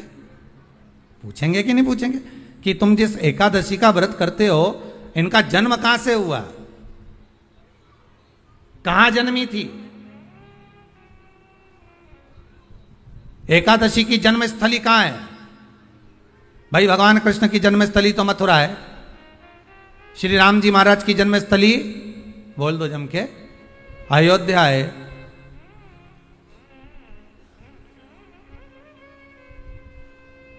कोई आपसे पूछ ले कि एकादशी की जन्मस्थली कहाँ है, तो आधे लोग तो बाल खुजाने में लग जाएंगे कि एकादशी आखिर पैदा कहाँ हुई थी, जन्म कहाँ लिया था, इसका जन्म हुआ कहाँ था, कहाँ जन्मी थी ये?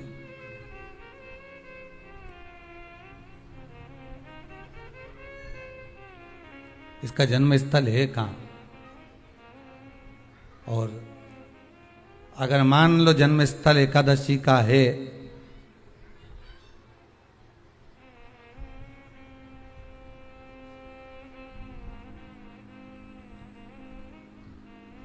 और एकादशी अगर जन्मी है, उसका जन्म हुआ है और दुनिया के लोग इतना व्रत करते हैं, उपवास करते हैं, तो फिर इसका जन्म स्थल कहां होगा? तो कहा इसका जो जन्म स्थल है वो बद्रीनाथ। कहां पर है? बद्रीनाथ। और उस बद्री विशाल में भी एक गुफा जिसका नाम है हेमवती। क्या नाम है? हेमवती।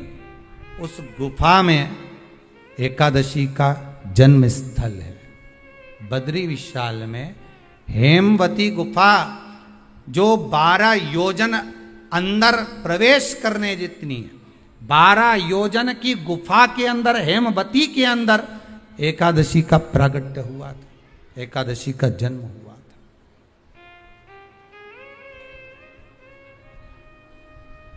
अब तो बता सकते हो ना कि कोई पूछे कि राम जी का जन्म अयोध्या में हुआ, भगवान कृष्ण का जन्म मथुरा में हुआ, और कोई पूछ ले आपका जन्म कहां हुआ था, अपन कह सकते ना सीहोर में हुआ हमारा। और आपसे कोई पूछे कहाँ हुए, तो कहीं इंदौर में हुए, कि देवास में हुए, कि भोपाल में हुए, कि मुंबई में हुए, कि पूना में हुए, आपका तो बता दोगे। पर बच्चे आपसे पूछ ले मम्मी तू इतनी एकादशी का व्रत करती है, एकादशी का तू व्रत करती है और सबको करा देती है कि वल्लभ कुल की एकादशी करो, भले बकरी जैसे चरो पर एकादशी करो, और सबको एकादशी कराया, तो कोई पूछ ले कि एकादशी का जन्म कहाँ हुआ था, तो आप कह सकते हो कि बद्री विशाल में, हेमावती में, बद्री विशाल के हेमवती गुफा के अंदर जो 12 योजन की गुफा है, उस गुफा में एकादशी का जन्म हुआ। कब हुआ?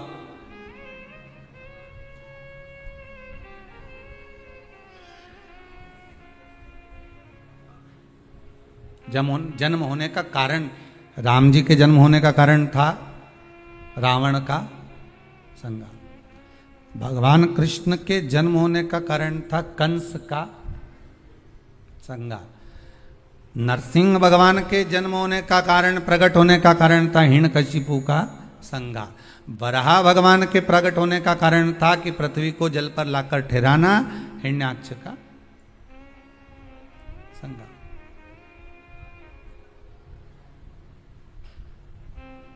तो फिर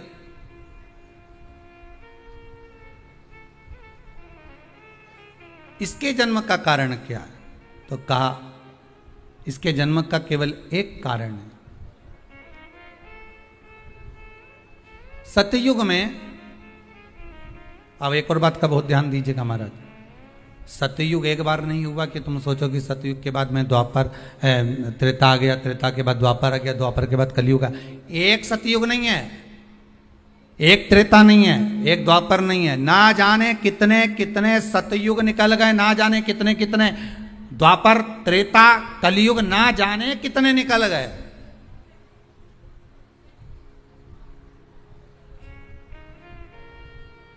और आप और हम जैसे भी इस पृथ्वी पर ना जाने कितने, अरे जम के तो बोलो, निकल गए। पृथ्वी वहीं की वहीं है, जिस मकान में रहते हो वो मकान भी वहीं की वहीं है, बस कभी कभी एकदम प्लाट हो जाता है, फिर उस पर वापस बन जाता है, फिर क्लीन, फिर बन गया, फिर क्लीन, फिर बन गया। ना जाने कितने कितने कितने कितने जन्म हम ले चुके हैं, और हमारे भी आगे का जन्म कितने जन्म होते रहेंगे। जमीन वहीं की वहीं रह जाएगी और अपन चले जाए, बस वो जगह वहीं रह गई।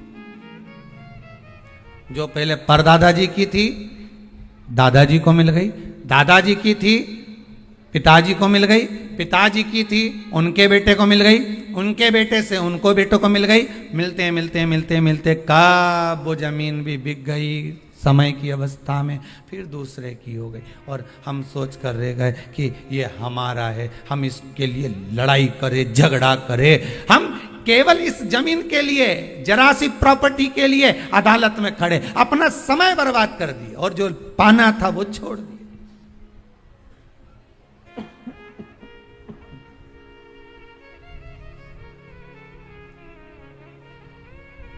जो पाना था वो छोड़ दिया हमने।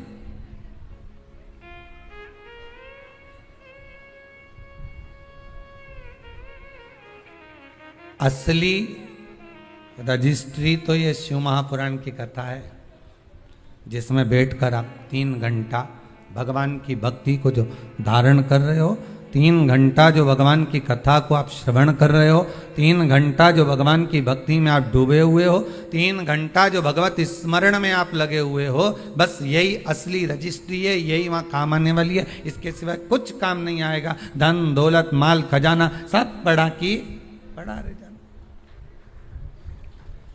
सब धरा की धरा।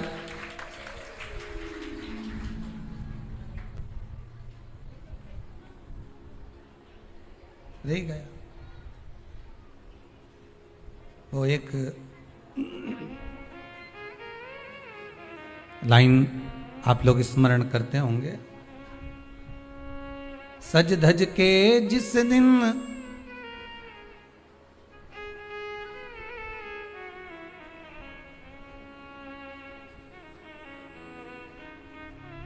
सज धज के जिस दिन मौत की सहजादी आएगी, न सोना काम आएगा न चांदी आएगी। अलमारी में दरा की दरा रह जाएगा, लॉकर में पड़ा की पड़ा रह जाएगा। लॉकर में पड़ा की पड़ा है, अलमारी में धरा की धरा है। कपड़े भी सारे घड़ी बने की बने रहे, कपड़े भी धरे की धरे रह गए और सब पड़ा रह गया। कि छोटा सा तू कितने बड़े अरमान हैं तेरे, मट्टी का तू सोने जैसे मान है तेरे। मट्टी की काया एक दिन मट्टी मिल जाएगी, न सोना काम आएगा न चांदी आएगी। ना सोना काम आएगा, ना चांदी आएगी। सज धज के जिस दिन मौत की शहजादी आएगी, ना सोना काम आएगा, ना चांदी आएगी, ना सोना काम आएगा, ना चांदी आएगी। सब पड़ा रह जाएगा, धरा की धरा रह जाएगा, सब पड़ा की पड़ा रह गया, जीव चला गया। झगड़ा करा, लड़ाई करी, विवाद करा, खूब झगड़े पर मिला क्या? इतनी सी जमीन है, इतनी।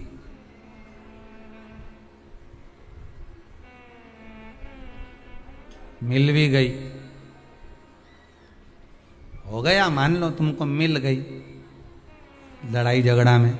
यहाँ तो शिव महापुराण की कथा कहती है कि माता पिता के आशीर्वाद से बड़ी दुनिया में कोई प्रॉपर्टी नहीं है। माता पिता के आशीर्वाद से बड़ी दुनिया में कोई दौलत नहीं है।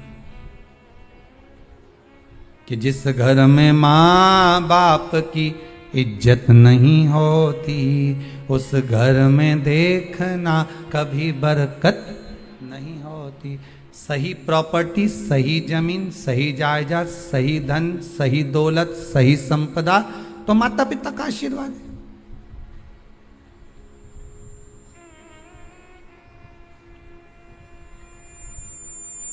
सही दौलत तो वही है, सही जायदाद तो वही है। अब प्रयास करना एकादशी के दिन कोई पत्ती ना टूटे। अगर आपको तुलसी के दल की भी जरूरत है तो आप दूसरे से कह सकते हो कि मुझे तुलसी का दल ला दे,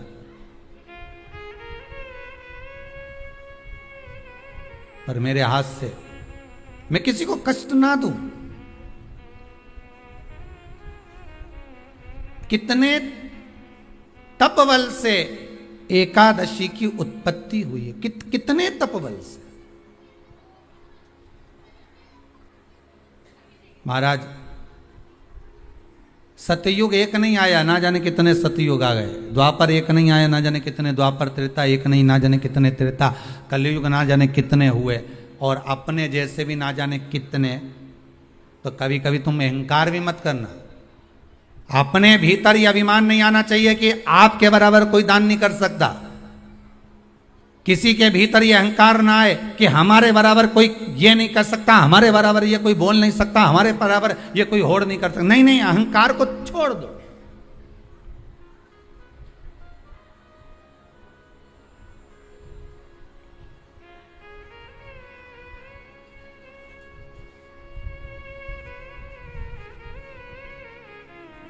इस भारत की भूमि पर, इस भारत माता की गोद में अगर वीर भी जन्मे तो ढेर वीर जन्मे। कोई एक नहीं, कोई एक सोचे कि मेरे बराबर कोई और नहीं कर सकता। नहीं नहीं, ना जाने कितने। इस भारत माता की गोद में अगर दानी भी जन्मे तो ना जाने कितने। कोई ये ना सोचे कि मेरे बराबर कोई दान नहीं कर सकता। इस भारत माता की गोद में सुंदर भी जन्मे तो इतने। कोई ये ना कह सकता है कि मेरे बराबर कोई सुंदर नहीं है। और इस भारत माता की गोद में कलाकार भी जन्मे तो इतने। कोई ये नहीं कह सकता कि इसके बराबर कोई नहीं। इस भारत माता की गोद में कथाकार भी ढेर जन्मे। कोई ये नहीं कह सकता कि इसके बराबर कोई नहीं। भगवान ने पैदा करा। अभिमान नहीं होना चाहिए, अहंकार नहीं होना चाहिए। ना जाने कितने हों।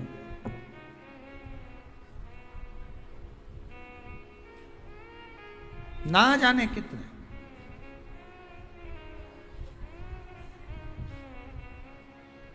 बस हो सकता है सतयुग, त्रेता, द्वापर, कलयुग भी जो अनेक हुए तो हम भी अनेक होंगे। हम भी ना जाने कितने होंगे। सतयुग की कथा है। सतयुग में एक नाड़जंग नाम का एक असुर हुआ। देखिए, एकादशी के जन्म की कथा शायद आपने जिंदगी में कभी सुनी ना सुनी जीवन में, पर इस जीवन में मनुष्य की देह प्राप्त कर कर अगर आप शंकर की शिव महापुराण की कथा सुन रहे हो तो एक एक संवाद को अपने जीवन में उतार कर रखना, जिससे कई माताएं कहती है गुरुजी पहले हम ये चीज नहीं जानते थे पर आपसे श्रवण कर कर ही तो कुछ मिलेगा। आने वाली पीढ़ी को हमको ज्ञान देना है। सियोर वाला महाराज तो 3 घंटा 2 बजे से 5 बजे तक आस्था चैनल पर, फेसबुक पर, यूट्यूब पर कथा बाज देगा। इसके बाद जवाबदारी आपकी है। कथा सुनने के बाद जवाबदारी आपकी है कि आपके बच्चों को शाम को भोजन कराते समय, आप रात्रि को अपनी बहन से बात करते समय, आप रात्रि को अपने रिश्तेदारों से बात करते समय उनसे भी प्रश्न कर सकते हो। क्यों आज तूने कथा सुनी थी? आज अपने एकादशी के जन्म की कथा सुनी कि एकादशी कब पैदा हुई, एकादशी का जन्म कब हुआ, कौन सी जगह पर जन्मी थी। अपने को मालूम था कि राम जी कहां जन्मे, अपने को मालूम था भगवान कृष्ण कहां जन्मे, अपने को मालूम था नरसिंह भगवान कहां जन्मे, पर अपने को एकादशी का जन्म कहां हुआ यह नहीं मालूम था। आप अपनी बहन से, अपने रिश्तेदारों से बात कर सकते हो। 3 घंटे की कथा तो आप यहां श्रवण कर लेते हो आस्था चैनल के माध्यम से, फेसबुक और यूट्यूब के माध्यम से। इसके बाद की जवाबदारी आपकी है कि इस कथा का प्रसाद आप किस किस को दे रहे हो। आप कथा का फोन लगाकर किस किस को बोल रहे हो कि 2 बजे से 5 बजे तक कथा आ रही है? सुनो, व्रत शिव महापुराण की कथा है। व्रत उपवास जो अभी तक करते आए हैं उसी को सुन रहे हैं कि अब कैसे करना चाहिए। करते तो आए पर उसको करना कैसे। कहां जन्म ले लिया तो कहा महाराज बद्रीनाथ। कब जन्मी एकादशी? एकादशी का बहुत सारा चरित्र रह गया है। एकादशी के 18 नियम है। कितने नियम है? 18। उसमें से 2 नियम बताए थे आपको पत्ती टूटने तक का। कितने रहेगा भैया? 16 नियम कल की कथा में लेंगे। चतुर्थी की कथा भी रह गई, वो भी कल की कथा में लेकर आगे प्रवेश करेंगे। आज की कथा को यहीं विराम की ओर लेते हैं। बड़े भाव से, आनंद से, बहुत सुंदर व्रत शिव महापुराण की कथा चल रही है। आपके जीवन को सार्थक करे। सबको प्रसाद के रूप में बांटो। घर घर फोन कर दो, सारे घरों में फोन लगा दो, मैसेज कर दो या कथा की लिंक भेज दो कि ये कथा आ रही है व्रत शिव महापुराण की, सुने बिगर मत रहना। मालूम पड़ेगा कि हम इतने साल से एकादशी कर रहे हैं, उसका जन्म कब हुआ है, क्यों आई वो, किसको मारा उसने, क्या कारण था कि अन्न नहीं खाते। ये सारा चरित्र सुनते सुनते कल कथा में और प्रवेश करेंगे। 16 नियम रह गए हैं, 18 में से 2 वर्णन करें। 16 नियमों को और आगे सुनेंगे और उसको सुनते हुए चतुर्थी के व्रत का क्या विधान है उसमें प्रवेश करेंगे कि चतुर्थी के व्रत में जो आखा दाना रखा जाता है उसका महत्व क्या होता है। चतुर्थी के व्रत में जो कलश में पानी भरा जाता है उसका महत्व क्या होता है। चतुर्थी के व्रत में क्यों चूरमा बनाया जाता है, उसका नियम क्या होता है। तो उसका सारा व्याख्यान कल की कथा में लेंगे। आज की कथा को यहाँ विराम देते हैं। हर हर महादेव, हर हर महादेव, हर हर महादेव।